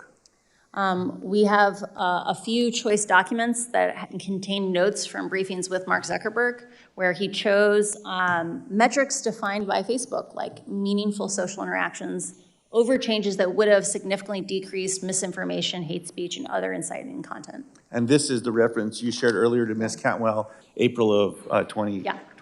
The soft interventions. Facebook appeared to be able to count on the silence of its workforce for a long time, even as it knowingly continued practices and policies that continue to cause and amplify harm. Facebook content moderators have called out, quote, a culture of fear and secrecy within the company that prevented them from speaking out. Is there a culture of fear at Facebook around whistleblowing and external accountability? Facebook has a culture that emphasizes that insularity is the path forward, that if information is shared with the public, it will just be misunderstood. And I believe that relationship has to change. The only way that we will solve these problems is by solving them together, and we will have much better, more democratic solutions if we do it collaboratively than in isolation. And my final question, is there a senior level executive at Facebook, like an inspector general, who's responsible for ensuring complaints from Facebook employees are taken seriously and that employees' legal, ethical, and moral concerns receive consideration with the real possibility of instigating change to company policies? I'm not aware of that role, but the company is large and it may exist. I appreciate that. It's my understanding that there's a gentleman by the name of Roy Austin, who is the Vice President of Civil Rights, who's described himself as an Inspector General, but he does not have the authority to make these internal conflicts public. The Oversight Board was created by Facebook to review moderation policies related to public content specifically. It was not created to allow employees to raise concerns. So again, another area of interest I believe that we have to act on. I thank you for coming forward today. My pleasure. Happy to serve. The committee is in recess.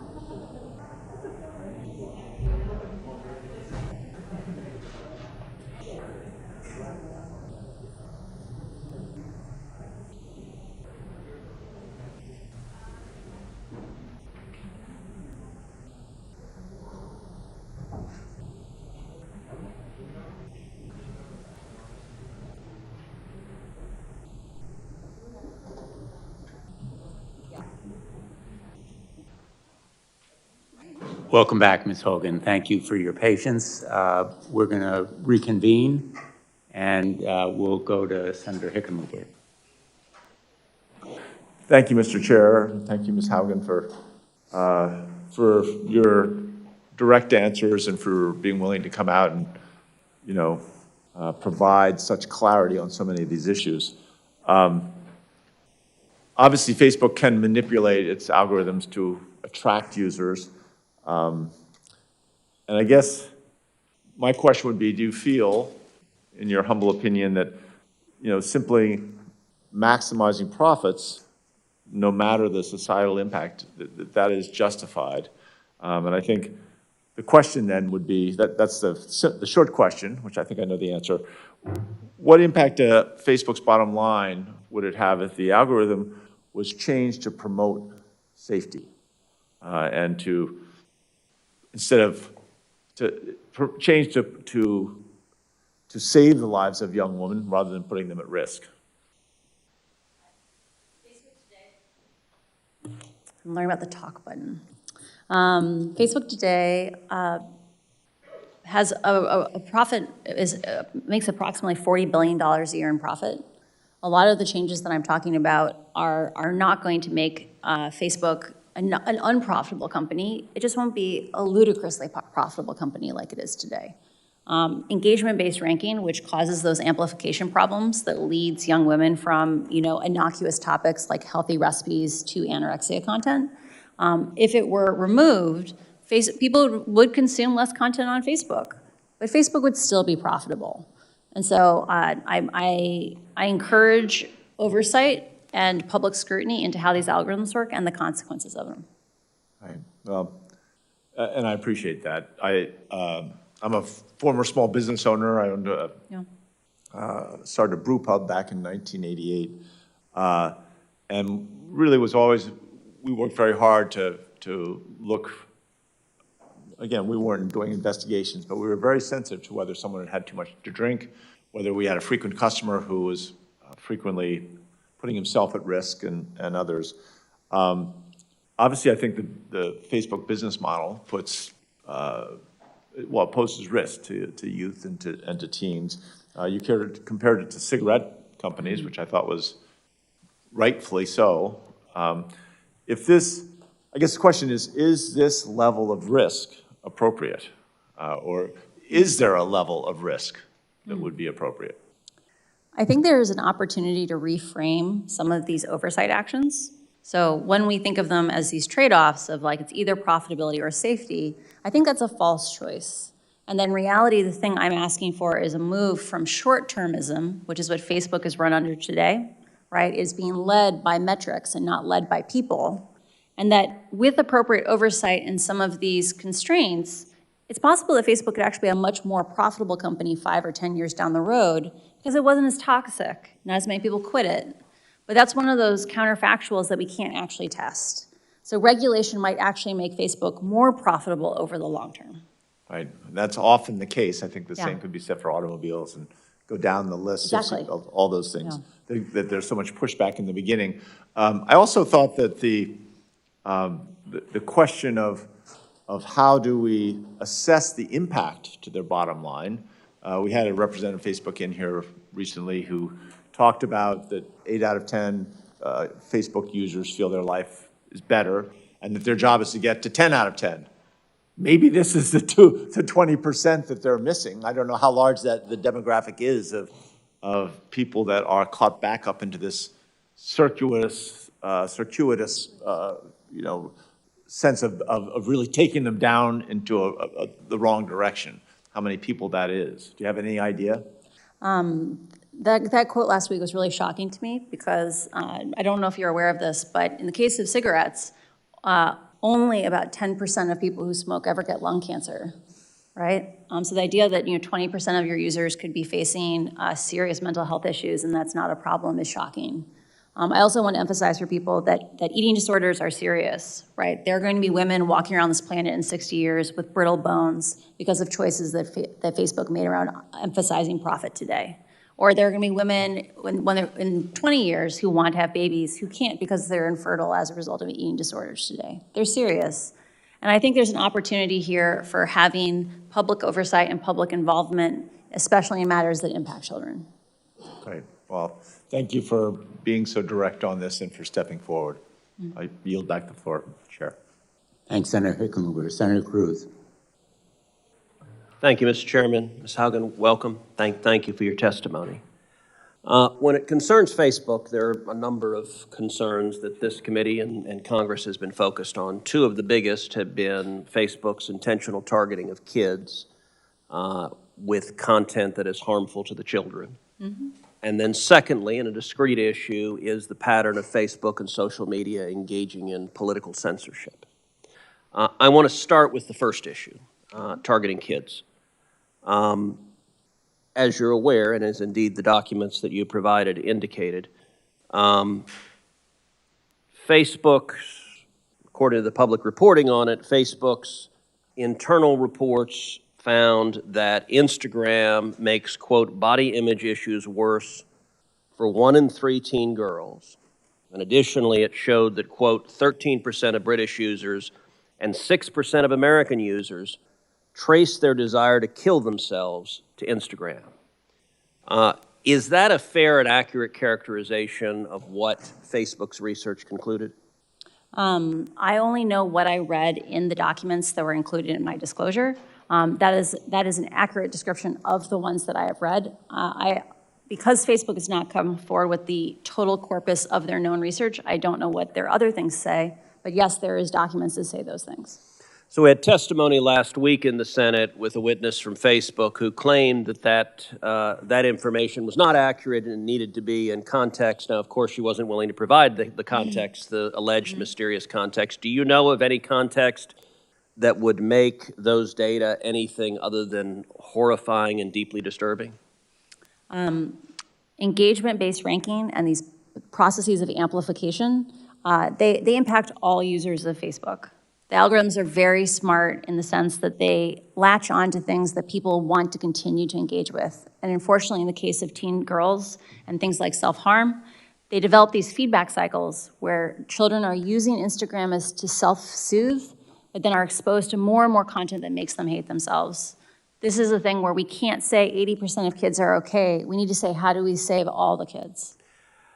The Wall Street Journal reported that Mark Zuckerberg was personally aware of this research. Do you have any information one way or the other as to Mr. Zuckerberg's awareness of the research? We have one of the documents included in the disclosures, it details something called Project Daisy, which is an initiative to remove likes off of Instagram. The internal research showed that removing likes off Instagram is not effective as long as you leave comments on those posts. And yet the research directly presented to Mark Zuckerberg said, we should still pursue this as a feature to launch, even though it's not effective, because the government, journalists, and academics want us to do this. Like it would get us positive points with the public. That kind of duplicity is why we need to have more transparency, and why if we want to have a system that is coherent with democracy, we must have public oversight from Congress. Do you know if Facebook, any of the research it conducted, attempted to quantify how many teenage girls may have taken their lives because of Facebook's products? I am not aware of that research.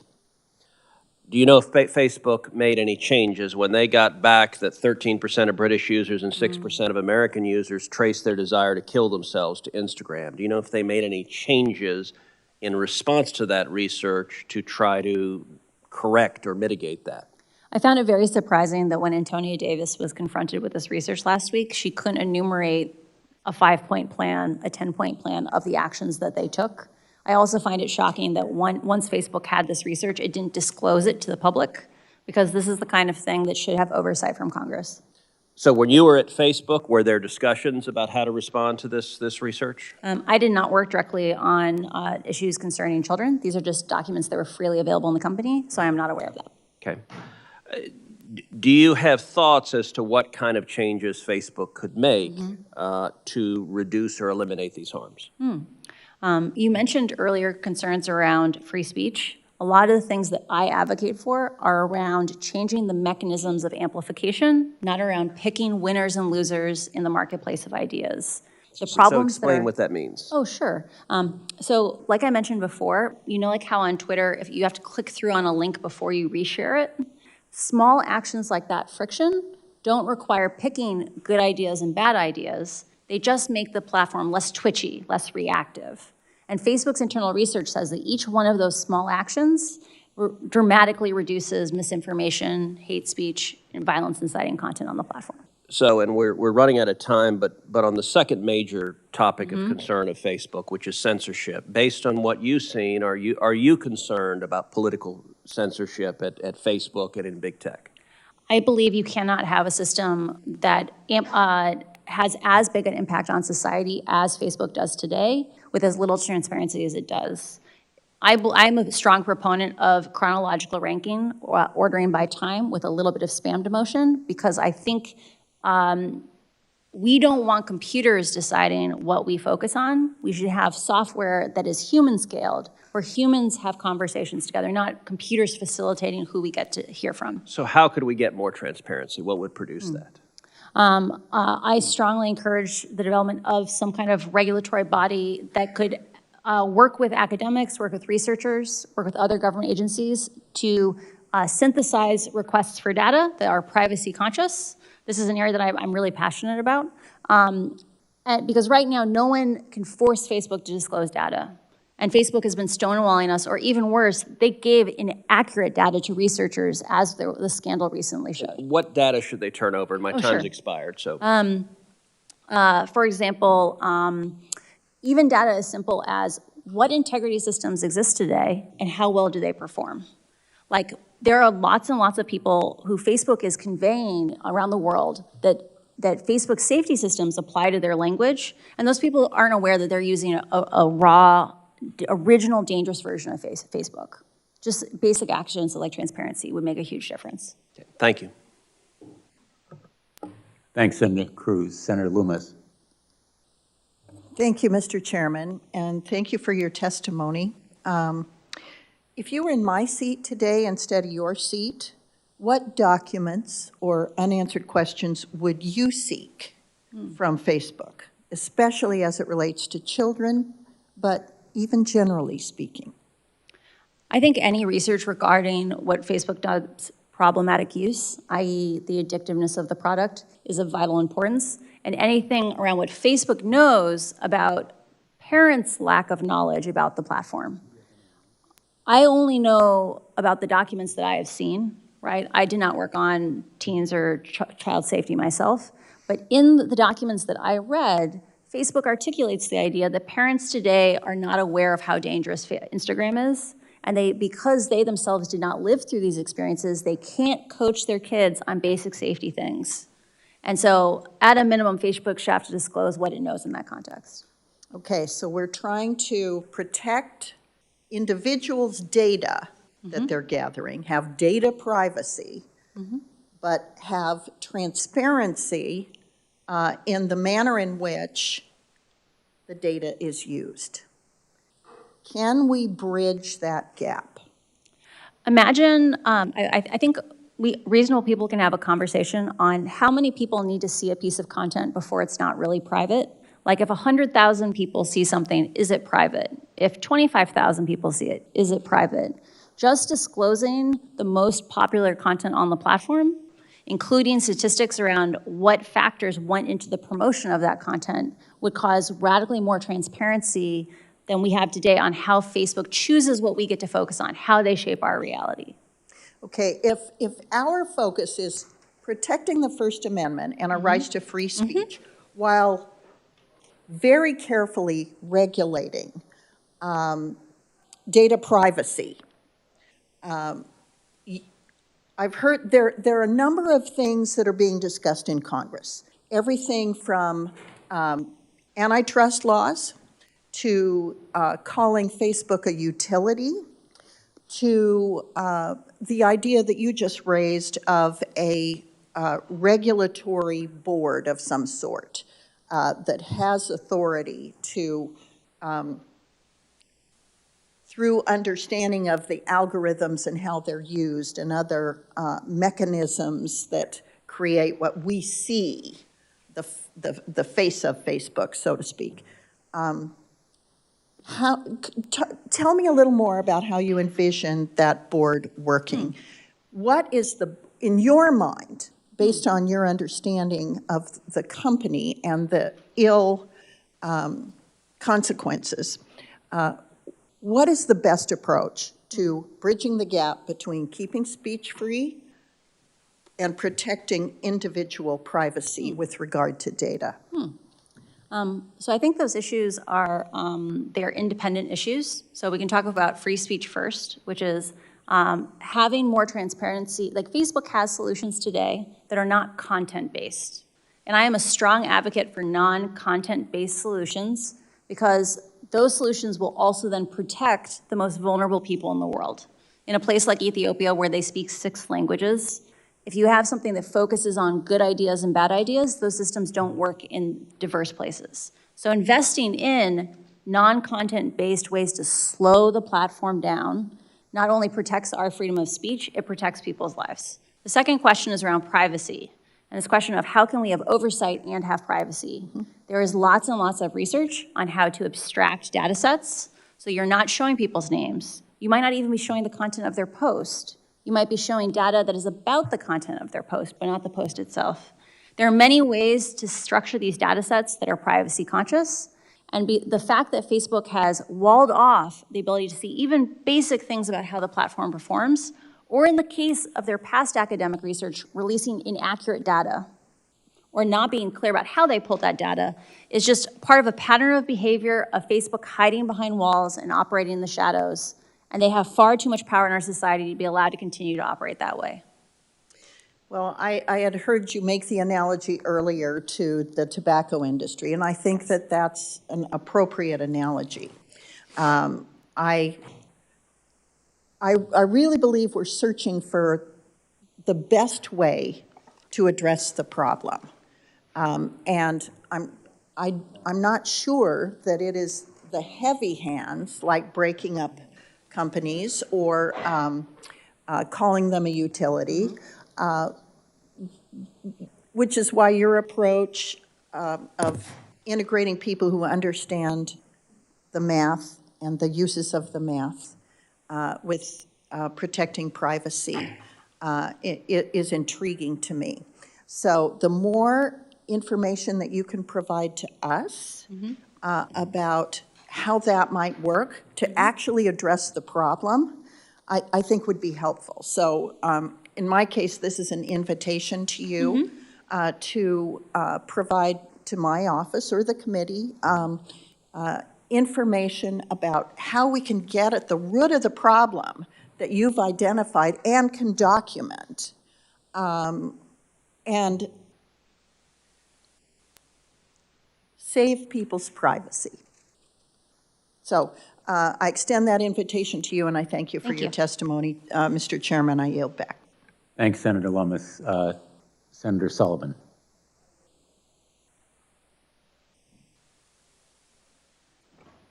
Thank you, Mr. Chairman, and I want to thank our witness here. It's been a good hearing. A lot of information's been learned, particularly on the issue of how this is impacting our kids. I think we're going to look back 20 years from now, and all of us are going to be like, what in the hell were we thinking when we recognize the damage that it's done to a generation of kids? Do you agree with that, Ms. Haugen? When Facebook has made statements in the past about how much benefit Instagram is providing to kids' mental health, like kids are connecting who were once alone, what I'm so surprised about that is if Instagram is such a positive force, have we seen a golden age of teenage mental health in the last 10 years? Yeah. No, we've seen the opposite, right? We've seen escalating rates of suicide and depression amongst teenagers. Do you think those rates are at least in part driven by the social media phenomenon? There is a broad swath of research that supports the idea that usage of social media amplifies the risk for these mental health harms. So right now, and this hearing is helping illuminate it, we are seeing... And Facebook's own research shows that. Right? Yeah. Say that again, that's important. And Facebook's own research shows that. Right, the kids are saying, I am unhappy when I use Instagram and I can't stop. that if I leave, I'm afraid I'll be ostracized. Right? And that's so sad. So they know that. That's what their research shows. So what do you think drives them to, I had this discussion with the witness last week, and I said, well, you know, I think they called it their timeout or stop. I said, but isn't that incompatible with your business model? Because your business model is more time online, more eyeballs online. Isn't that the fundamental elements of their business model? Facebook has had both an interesting opportunity and a hard challenge from being a closed system. So they have had the opportunity to hide their problems. And like often people do when they can hide their problems, they get in over their heads. And I think Facebook needs an opportunity to have Congress step in and say, guess what? You don't have to struggle by yourself anymore. You don't have to hide these things from us. You don't have to pretend they're not problems. You can declare moral bankruptcy and we can figure out how to fix these things together. Because we solve problems together, we don't solve them alone. And by moral bankruptcy, one of the things, and I appreciate the phrase that the chairman and you've been using, is one of those elements, which is they know this is a problem, they know it's actually impacting negatively the mental health of the most precious assets we have in America, our youth, our kids. I have 3 daughters. They know that that is happening, and yet the moral bankruptcy, from your perspective, is the continuation of this simply because that's how they make money? I phrase it slightly differently. We have financial bankruptcy because we value people's lives more than we value money, right? The people get in over their heads and they need a process where they admit they did something wrong, but we have a mechanism where we forgive them and we have a way for them to move forward. Facebook is stuck in a feedback loop that they cannot get out of. They have been hiding this information because they feel trapped, right? Like they would have come forward if they had solutions to these things. They need to admit they did something wrong and that they need help to solve these problems. And that's what moral bankruptcy is. Let me ask, I'm going to switch gears here, and this is,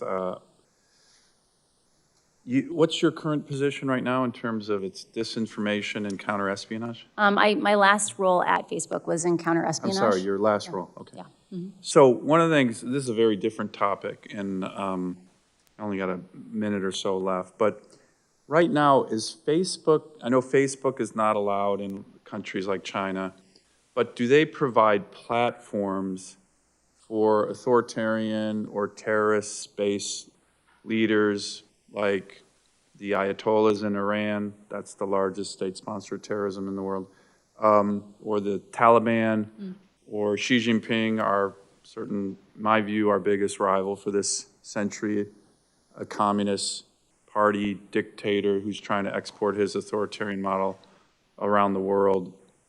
Do they provide a platform for those kind of leaders who, in my view, clearly don't hold America's interests in mind? Does Facebook provide that platform? During my time working with the Threat Intelligence Org, so I was a product manager supporting the counter-espionage team. My team directly worked on tracking Chinese participation on the platform, surveilling, say, Uyghur populations in places around the world, that you could actually find the Chinese based on them doing these kinds of things. So Facebook, yeah. I'm sorry. We also saw active participation of, say, the Iran government doing espionage on other state actors. So this is definitely a thing that is happening, and I believe Facebook's consistent understaffing of the counter-espionage, information operations, and counterterrorism teams is a national security issue, and I'm speaking to other parts of Congress about that. So you are saying, in essence, that the platform, whether Facebook knows it or not, is being utilized by some of our adversaries in a way that helps push and promote their interests at the expense of America's? Yes, Facebook's still very aware that this is happening on the platform. And I believe the fact that Congress doesn't get a report of exactly how many people are working on these things internally is unacceptable, because you have a right to keep the American people safe. Great, thank you very much. Thanks, Senator Sullivan. You may have just opened an area for another hearing. Sorry, yeah. Yeah, I have strong national security concerns about how Facebook operates today. Well, Mr. Chairman, maybe we should, right? I mean, it's a important issue. Not being at all facetious. Thank you for your questions on this topic, and I know you have a busy schedule, but we may want to discuss this issue with you, members of our committee, at least informally and if you'd be willing to come back for another hearing. That certainly is within the realm of possibility. I haven't consulted the ranking member, but or the chairwoman, but thank you for your honesty and your candor on that topic. Senator Scott. Thank you, Chairman. First off, thanks for coming forward, and thanks for coming forward in a manner that you want to have positive change. So that's not always what happens. Earlier this year, I sent a letter to Facebook and other social media platforms asking them to detail the harmful impacts, including effects on mental health, their platforms have on children and teens. So your reports reveal that Facebook has been fully aware of this for a while, and the harmful impacts, especially on young women. So I think we all agree that's completely unacceptable, and we've got to figure out how we protect the people that are vulnerable in this country from the harmful impacts of Facebook and other social media platforms. So first off, do you think there should be greater consideration for age when it comes to using any social media? I strongly encourage raising age limits to 16 or 18 years old based on looking at the data around problematic use or addiction on the platform and children's self-regulation issues. So I think you addressed this a little bit, but why do you think Facebook didn't address this publicly when they figured it out internally that they were having an adverse impact on young people, especially young women? Why didn't they come forward and say, we've got a problem, we've got to figure this out? I have a huge amount of empathy for Facebook. These are really, really hard questions. And part of why I was saying, I think they feel a little trapped and isolated is the problems that are driving negative social comparison on Instagram. Facebook's own research says Instagram is actually distinctly worse than, say, TikTok or Snapchat or Reddit because TikTok is about doing fun things with your friends. Snapchat is about faces and augmented reality. Reddit is vaguely about ideas, but Instagram is about bodies and about comparing lifestyles. And so I think there are real questions where like Instagram would have to come in and think hard about their product or about like what is their product about. And I don't think those answers are immediately obvious. But that's why I believe we need to solve problems together and not alone, because collaborating with the public will give us better solutions. So do you think Facebook was trying to mitigate the problem?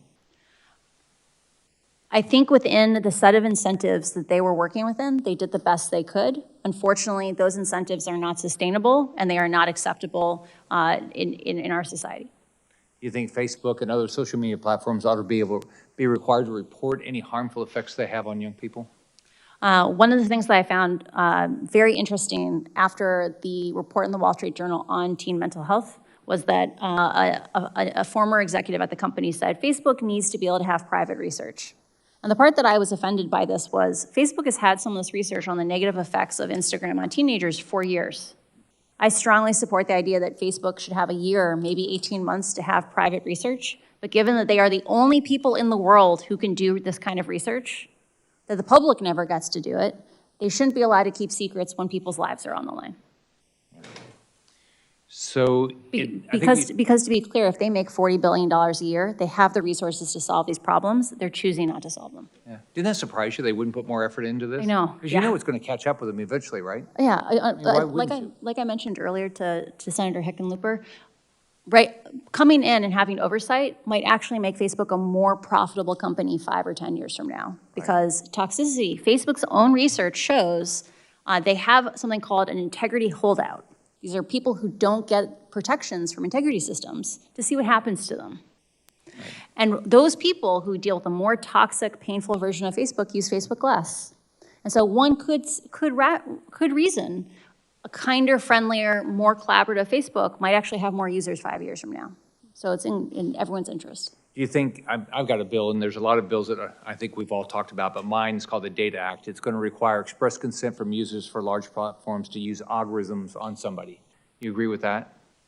Shouldn't we consent before they get to take everything about us and go sell it? Pick how they send things to us? For selling personal data, that is an issue that I believe people should have substantially more control over. Most people are not well informed on what the personal costs of having their data sold are. And so I worry about pushing that choice back on individual consumers. In terms of should people consent to working with algorithms, I worry that if Facebook is allowed to give users the choice of, do you want an engagement-based newsfeed or do you want a chronological newsfeed, like ordered by time, maybe a little spam demotion, that people will choose the more addictive option, that engagement-based ranking, even if it is leading their daughters to eating disorders. All right, thank you. Thanks, Senator Scott. I think we have concluded the first round, unless we're missing someone who is online and not hearing anyone. Let's go to the second round. Thank you again for your patience. I know you have a hard stop, I think, at 1:30, so we'll be respectful of that limitation. And I'll begin by asking a few questions. First, let me say, Senator Klobuchar very aptly raised with you the principal obstacle to our achieving legislative reform in the past, which is the tons of money spent on lobbyists and other kinds of influence peddling, to use a pejorative word, that is so evident here in the United States Congress. Some of it's dark money, some of it is very overt, but I guess the point I'd like to make to you personally is that your being here really sends a profound message to our nation that one person can really make a difference.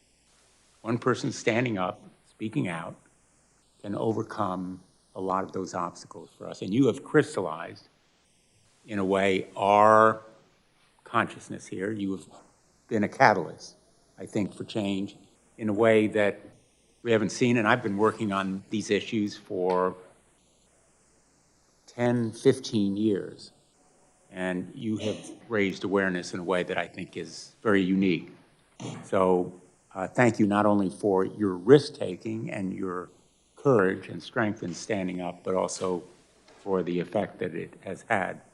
And I also want to make another point, and you can tell me whether I'm correct or not. I think there are other whistleblowers out there. I think there are other truth tellers in the tech world who want to come forward. And I think you're leading by example. I think you are showing them that there's a path to make this industry more responsible and more caring about kids and about the nature of our public discourse generally and about the strength of our democracy. And I think you have given them a boost, those whistleblowers out there, in potentially coming forward. I think that's tremendously important. And I think also, and again, you can tell me if I'm wrong, there are a lot of people on Facebook who are cheering for you because there are public reports, and I know of some of my friends in this world who tell me that there are people working for Facebook who wish they had the opportunity and the courage to come forward as you have done, because they feel a lot of reservations about the way that Facebook has used the platform, used algorithms, used content, and pushed it on kids in this way. So those are sort of hypotheses that I hope you can confirm.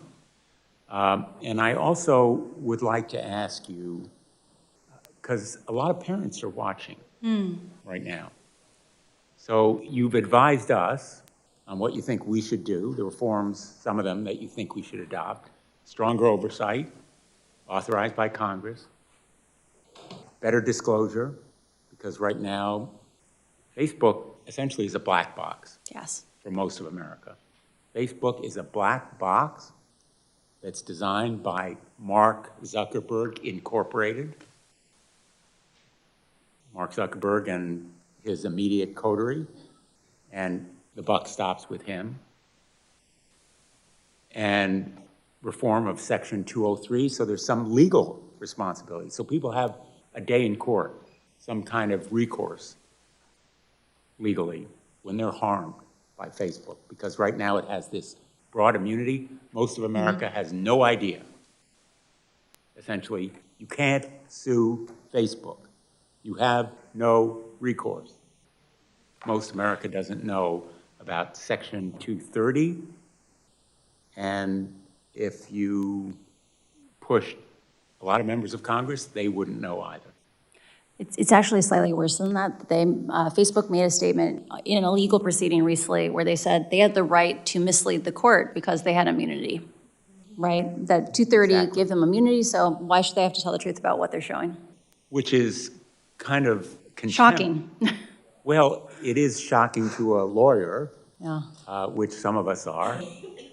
It's also utter disregard and contempt for the rule of law and for the very legal structure that gives them that kind of protection. So it's kind of a new low in corporate conduct, at least in court. So you've provided us with some of the reforms that you think are important, and I think that the oversight goes a long way because it in turn would make public a lot of what is going on in this black box. But for now, since a lot of teens and tweens will be going home tonight, as you've said, to endure the bullying, the eating disorders, the invitations to feel insecure about themselves, heightened anxiety. They have to live with the real world as it exists right now. And they will be haunted for their lifetimes by these experiences. What would you tell parents right now? What would you advise them about what they can do? Because they need more tools. Mm-hmm. And some of the proposals that have been mentioned here, they feel powerless. They need more information. They're way behind their kids in their adeptness online. And they feel that they need to be empowered in some way to protect their kids in the real world right now in real time. So I offer you that open-ended opportunity to talk to us a little bit about your thoughts. Very rarely do you have one of these generational shifts where the generation that leads, like parents who guide their children, have such a different set of experiences that they don't have the context to support their children in a safe way. There is an active need for schools or maybe the National Institutes of Health to make established information where if parents want to learn on how they can support their kids, it should be easy for them to know what is constructive and not constructive. Because Facebook's own research says kids today feel like they are struggling alone with all these issues because their parents can't guide them. And one of the things I'm saddest when I look on Twitter is when people blame the parents for these problems with Facebook. They say, just take your kid's phone away. And the reality is those issues are a lot more complicated than that.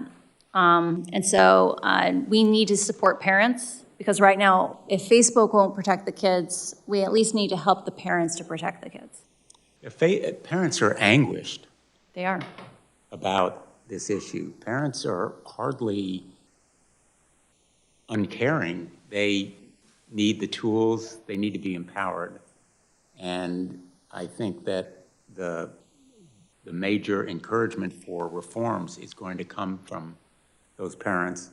And you have pointed out, I think in general, but I'd like you to just confirm for me, this research and the documents containing that research is not only findings and conclusions, it's also recommendations for changes. What I hear you saying is that again and again and again, these recommendations were just rejected or disregarded, correct? There is a pattern of behavior that I saw at Facebook, of Facebook choosing to prioritize its profits over people. And any time that Facebook faced even tiny hits to growth, like 0.1% of sessions, 1% of views, that it chose its profits over safety. And you mentioned, I think, bonuses tied to downstream MSIs. To core MSI, yeah. Could you explain what you meant? So MSI is meaningful social interaction. Facebook's internal governance is very much based around metrics. So Facebook is incredibly flat, to the point where they have the largest open floor plan office in the world. It's a quarter of a mile long in one room, right? They believe in flat. And instead of having internal governance, they have metrics that people try to move. In a world like that, it doesn't matter that we now have multiple years of data saying MSI may be encouraging bad content, might be making spaces where people are scared, where they are shown information that puts them at risk. It's so hard to dislodge a ruler like that, a yardstick, that you end up in the situation where, because no one is taking leadership, like no one is intentionally designing these systems, it's just many, many people running in parallel, all moving the metric, that these problems get amplified and amplified and amplified, and no one steps in to bring the solutions. And I just want to finish, and then I think we've been joined by Senator Young, and then we'll go to Senator Blackburn and Senator Klobuchar. You know, I spent a number of years as an attorney general helping to lead litigation against big tobacco. And I came to hear from a lot of smokers how grateful they were, ironically and unexpectedly, that someone was fighting big tobacco, because they felt they had been victimized as children. They started smoking when they were 7, 8, 12 years old, because big tobacco was hooking them. And as we developed the research, very methodically and purposefully addicting them at that early age, when they believed that they would make themselves more popular, that they would be cool and hip if they began smoking. And then nicotine hooked them. Now, physiologically, nicotine has addictive properties. What is it about Facebook's tactics of hooking young people that makes it similar to what big tobacco has done? Facebook's own research about Instagram contains quotes from kids saying, I feel bad when I use Instagram, but I also feel like I can't stop, right? I know that the more time I spend on this, the worse I feel, but like I just can't, like that they want the next click, they want the next like, the dopamine, you know, the little hits all the time. And I feel a lot of pain for those kids, right? Like they say they fear being ostracized if they step away from the platform. So imagine you're in this situation, you're in this relationship where every time you open the app, it makes you feel worse, but you also fear isolation if you don't. I think there's a huge opportunity here to make social media that makes kids feel good, not feel bad, and that we have an obligation to our youth to make sure that they're safe online. Thank you. Senator Young?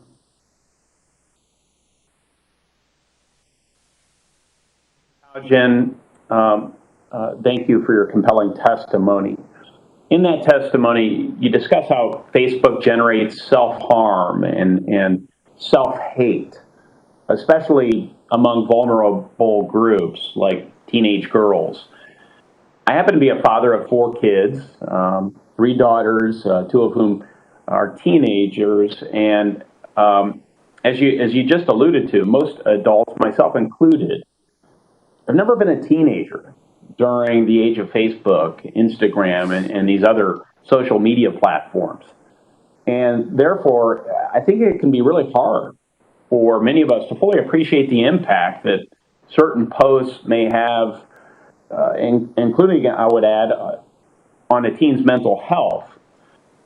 So can you discuss the short and long-term consequences of body image issues on these platforms, please?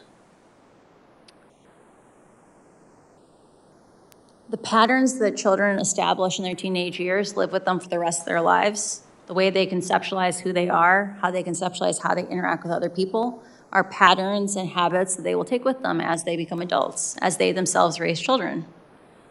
I'm very scared about the upcoming generation, because when you and I interact in person and I say something mean to you and I see you wince or I see you cry, that makes me less likely to do it the next time, right? That's a feedback cycle. Online kids don't get those cues, and they learn to be incredibly cruel to each other, and they normalize it. And I'm scared of what will their lives look like where they grow up with the idea that it's okay to be treated badly by people who allegedly care about them. That's a scary future. Very scary future. And I see some evidence of that as to so many parents on a regular basis.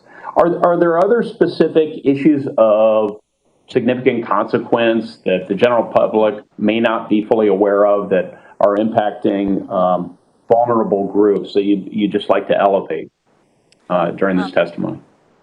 One of the things that's hard for people who don't look at the data of social networks every day, it can be hard to conceptualize the distribution patterns of harms or just of usage. That there are these things called power laws. It means that a small number of users are extremely intensely engaged on any given topic, and most people are just lightly engaged. When you look at things like misinformation, Facebook knows that the people who are exposed to the most misinformation are people who are recently widowed, divorced, moved to a new city, are isolated in some other way. When I worked on civic misinformation, we discussed the idea of the misinformation burden, like the idea that when people are exposed to ideas that are not true over and over again, it erodes their ability to connect with the community at large because they no longer adhere to facts that are consensus reality. The fact that Facebook knows that its most vulnerable users, people who were recently widowed, like that they're isolated, that the systems that are meant to keep them safe, like demoting misinformation, stop working when people look at 2,000 posts a day, right? And it breaks my heart, the idea that these rabbit holes would suck people down and then make it hard to connect with others. So, Ms. Haugen, I desperately want to, which is the American impulse, I want to solve this problem. And I very much believe that Congress not only has a role, but has a responsibility to figure this out. I don't pretend to have all the answers. I would value your opinion, though, as to whether you believe that breaking up Facebook would solve any of the problems that you've discussed today. Do you think it would? So as an algorithmic specialist, so this is someone who designs algorithmic experiences, I'm actually against the breaking up of Facebook because even looking inside of just Facebook itself, so not even Facebook and Instagram, you see the problems of engagement-based ranking repeat themselves. So the problems here are about the design of algorithms of AI and the idea that AI is not intelligent. And if you break up Instagram and Facebook from each other, it's likely, so I used to work on Pinterest. And a thing that we faced from a business model perspective was that advertisers didn't want to learn multiple advertising platforms. That they wanted to learn, they got one platform for Instagram and Facebook and whatever, and learning a second one for Pinterest, Pinterest made radically fewer dollars per user. And what I'm scared of is right now, Facebook is the internet for lots of the world. If you go to Africa, the internet is Facebook. If you split Facebook and Instagram apart, it's likely that most advertising dollars will go to Instagram, and Facebook will continue to be this Frankenstein that is altering, that is endangering lives around the world, only now there won't be money to fund it. And so I think oversight and finding collaborative solutions with Congress is going to be key because these systems are going to continue to exist and be dangerous even if broken up. Thank you. Thanks, Senator Young. Senator Blackburn.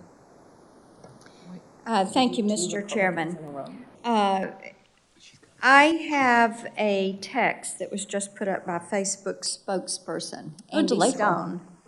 It says, just pointing out the fact that Frances Haugen did not work on child safety or Instagram or research these issues and has no direct knowledge of the topic from her work at Facebook. So I will simply say this to Mr. Stone. If Facebook wants to discuss their targeting of children, if they want to discuss their practices of privacy invasion or violations of the Children Online Privacy Act, I am extending to you an invitation to step forward, be sworn in, and testify before this committee. We would be pleased to hear from you and welcome your testimony. One quick question for you. What's the biggest threat to Facebook's existence? Is it greed? Is it regulators? Is it becoming extinct or obsolete for teenage users? What is the biggest threat to their existence? I think the fact that Facebook is driven so much by metrics and that these lead to a very heavy emphasis on short-termism, that every little individual decision may seem like it helps with growth, but if it makes it a more and more toxic platform that people don't actually enjoy, like when they passed meaningful social interactions back in 2018, Facebook's own research said that users said it made it less meaningful, right? I think this aggregated set of short-term decisions endangers Facebook's future. Okay. But sometimes we need to pull it away from business as usual, help it write new rules if we want it to be successful in the future. So they can't see the forest for the trees. Yes, yes. Very well put. Thank you. And I know Senator Klobuchar is waiting, so I'll yield my time back, and I thank you. Thanks, Senator Blackburn.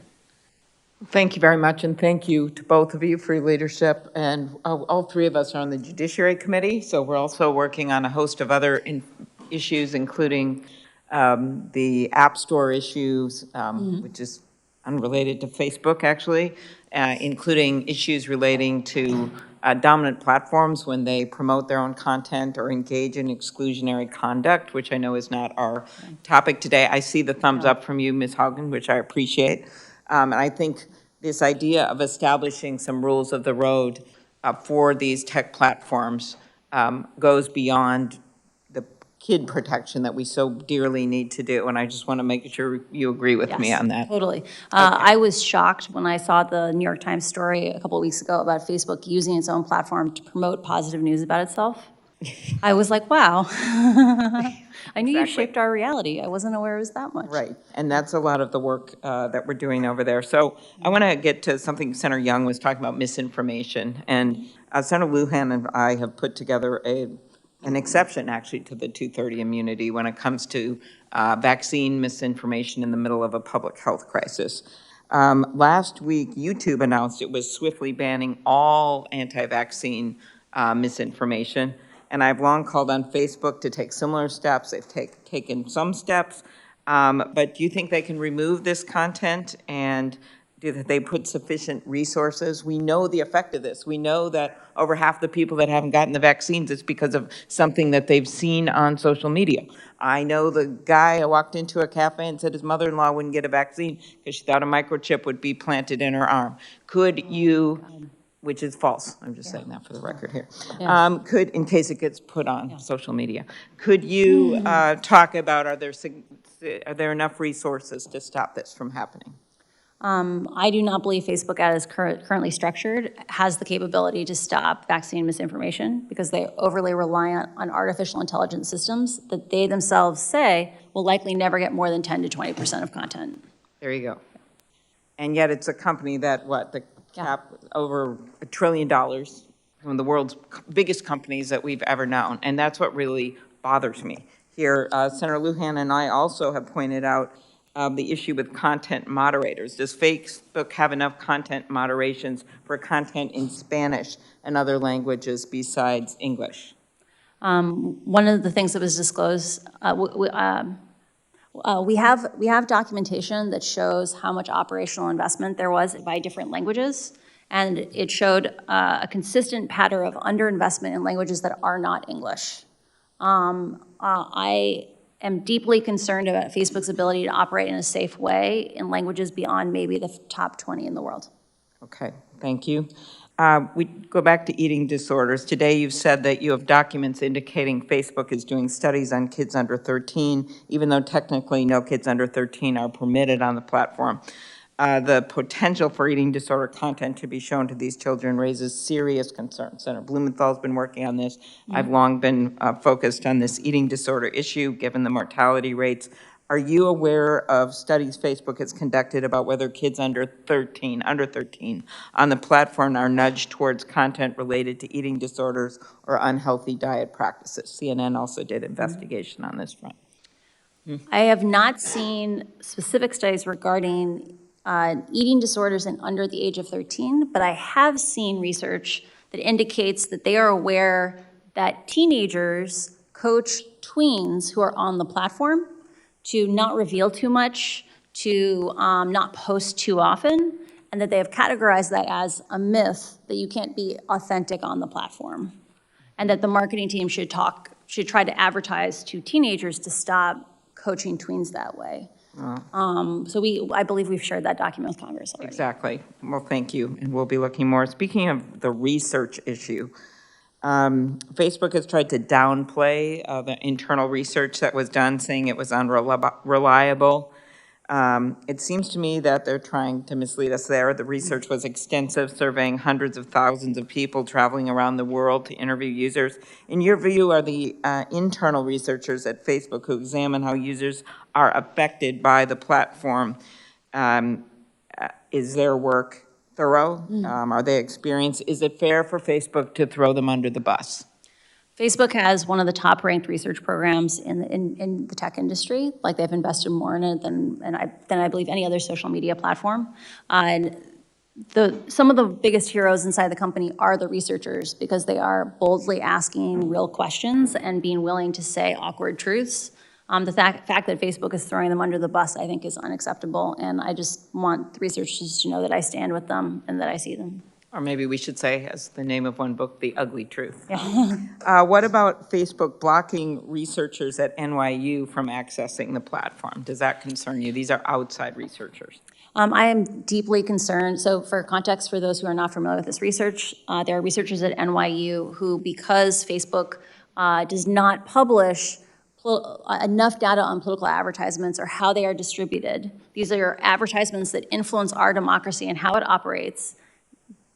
They created a plugin that allowed people to opt in, to volunteer, to help collect this data collectively, and Facebook lashed out at them and even banned some of their individual accounts. The fact that Facebook is so scared of even basic transparency that it goes out of its way to block researchers who are asking awkward questions shows you the need for congressional oversight and why we need to do federal research and federal regulations on this.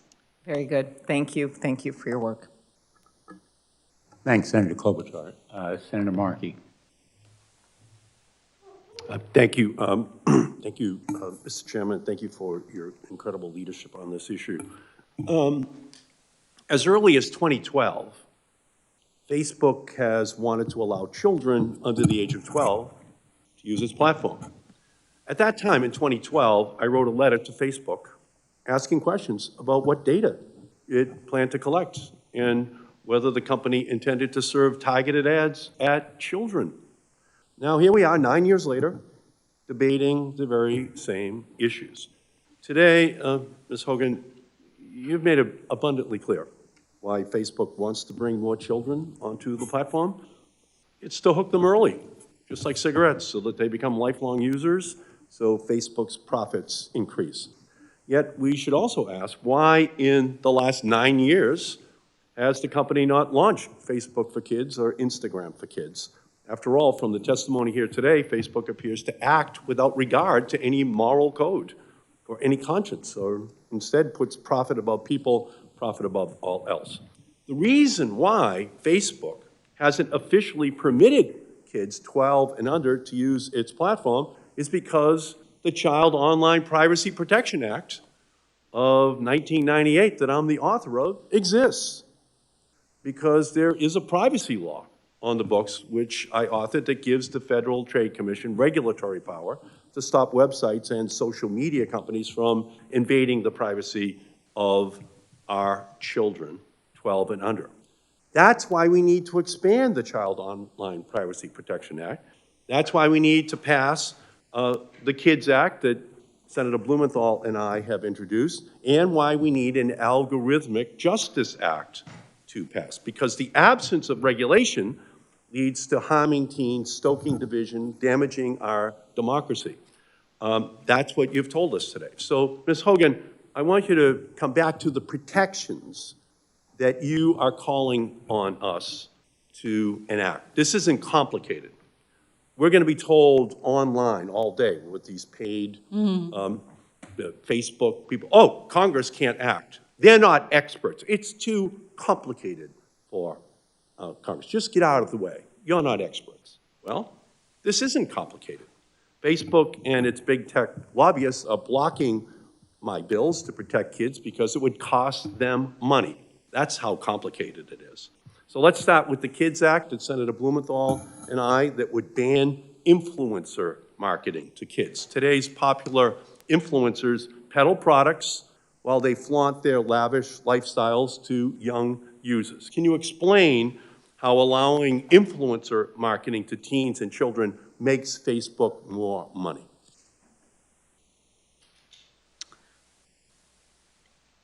The business model that provides a great deal of the content on Instagram is one where people produce content for free. They put it on Instagram for free, no one's charged for it. But many of those content creators have sponsorships from brands or from other affiliate programs. Facebook needs those content creators to continue to make content so that we will view content and in the process view more ads. Facebook provides tools to support influencers who do influencer marketing because it gives them the supply of content that allows them to keep people on the platform, viewing more ads, making more money for them. Yeah, so I am actually the author of the 1990 Children's Television Act. What does that do? Well, it says to all the television networks in America, stop preying upon children. Stop using all of your power in order to try to get young children in our country hooked on the products that are going to be sold. We had to pass a law that banned television stations from doing this. That's why I knew that after my law passed in 1996 to break up the monopolies of the telecommunications industry and allow in the Googles and the Facebooks and all the other companies, you name it, that we would need a child privacy protection there because everyone would just move over to that new venue. It was pretty obvious, and of course the industry said, no way we're going to have privacy laws for adults, and they blocked me from putting that on the books in 1996. But at least for children, I got up to age 12. That's all I could get out of the industry. But we also know that as time has moved on, they've become even more sophisticated so that the Kids Act is necessary to stop children and teen apps from being features such as likes and follower counts that quantify popularity. Ms. Haugen, can you explain how allowing these features that create an online popularity contest makes Facebook more money? Just to make sure, so I am only familiar with issues regarding teens from the research I have read of Facebook's.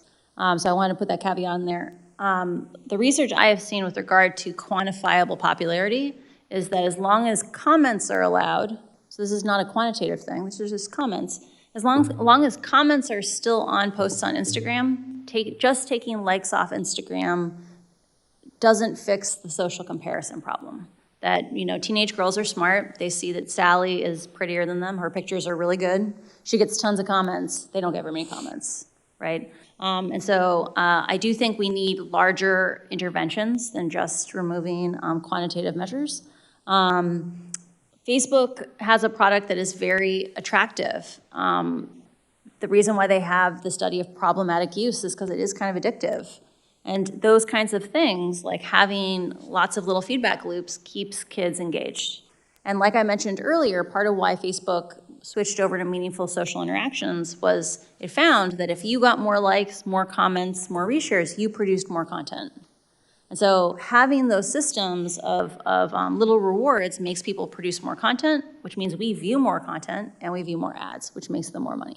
Okay, and the Kids Act that Senator Blumenthal and I are advocating for also prohibits amplification of dangerous and violent content to children and teens. Can you explain how algorithms pushing that dangerous content makes Facebook more money? I don't think Facebook ever set out to intentionally promote divisive, extreme, polarizing content. I do think, though, that they are aware of the side effects of the choices they have made around amplification, and they know that algorithmic-based ranking, so engagement-based ranking, keeps you on their sites longer. You have longer sessions, you show up more often, and that makes them more money. So do you believe we have to ban all features that quantify popularity as a starting point in legislation? As I covered before, the internal research I've seen is that removing things like likes alone, if you don't remove things like comments, doesn't have a huge impact on social comparison. So I do believe we need to have a more integrated solution for these issues. Should we ban targeted advertisements to children? I strongly encourage banning targeted advertisements to children. And we need to have oversight in terms of, I think the algorithms will likely still learn the interests of kids and match ads to those kids, even if the advertiser can't articulate, I want to target on this interest. Right. How much money does Facebook make from targeting children? I don't know what fraction of their revenue comes from children. Okay, so ultimately children are not commodities. No. They've always been given, historically, special protections. That's what the Children's Television Act of 1990 is all about. They've always been given this special safety zone so that children can grow up without being preyed upon by marketers. When I was a boy, and the salesman would knock on the front door, my mother would just say, "Tell him I'm not home. That man is not getting into our living room." Well, I would say to my mother, "But you are home." "Not to him," she would say. Well, we need to give parents the ability just to say, no one's home for you and your company and your attempts to prey upon children, to get into our living room. That's our moment in history. We have to make sure that we respond to the challenge. Thank you, Mr. Chairman.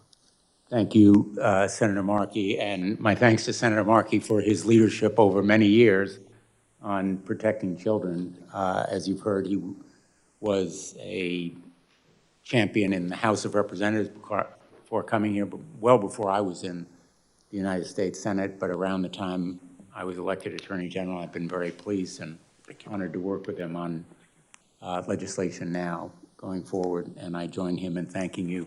I have just a few concluding questions, and I seem to be the last one left standing here, so the good news is I don't think we'll have others, but as you may know, you do know, my office created an Instagram user identified as a 13-year-old girl.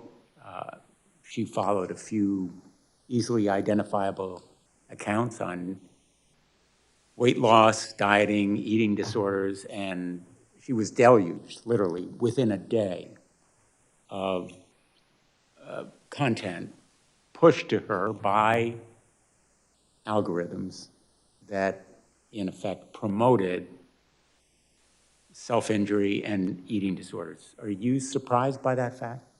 I'm not surprised by that fact. Facebook has internal research where they have done even more gentle versions of that experiment, where they have started from things like interest in healthy recipes, so not even extreme dieting. And because of the nature of engagement-based ranking and amplification of interests, that imaginary user was pushed, or that real account was pushed towards extreme dieting and pro-anorexia content very rapidly. And that's the algorithm. That's the algorithm.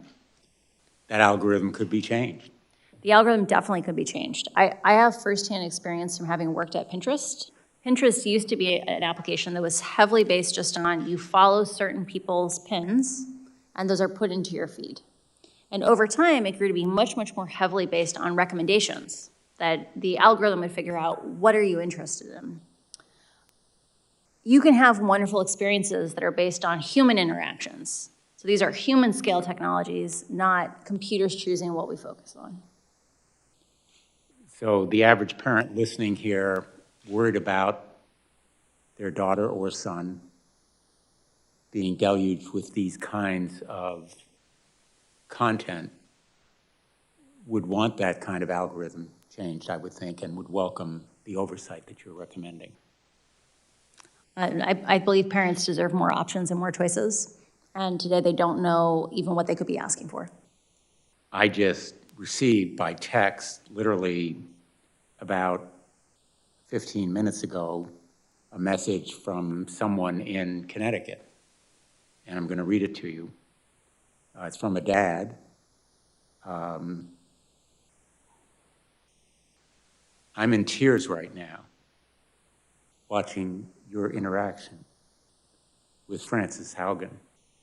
My 15-year-old daughter loved her body at 14, was on Instagram constantly, and maybe posting too much. Suddenly she started hating her body dysmorphia, now anorexia, and was in deep, deep trouble before we found treatment. I fear she'll never be the same. I'm brokenhearted. I think people tend to lose sight of the real world impact here. And I think that's the reason that you're here. I'd just like to invite you, if you have any words to those other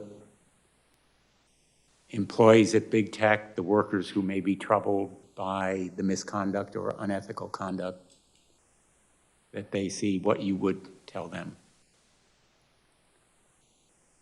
We live in a pattern that we have seen throughout time with regard to technologies is that humans are very crafty people. Like we find interesting solutions, but we often get out over our skis, right? We develop things that are of a larger scale than we really know how to handle.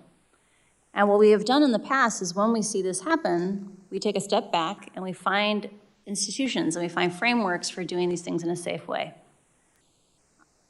We live in a moment where whistleblowers are very important because these technological systems are walled off. They are very complicated. They're things that you need to be a specialist to really understand the consequences of.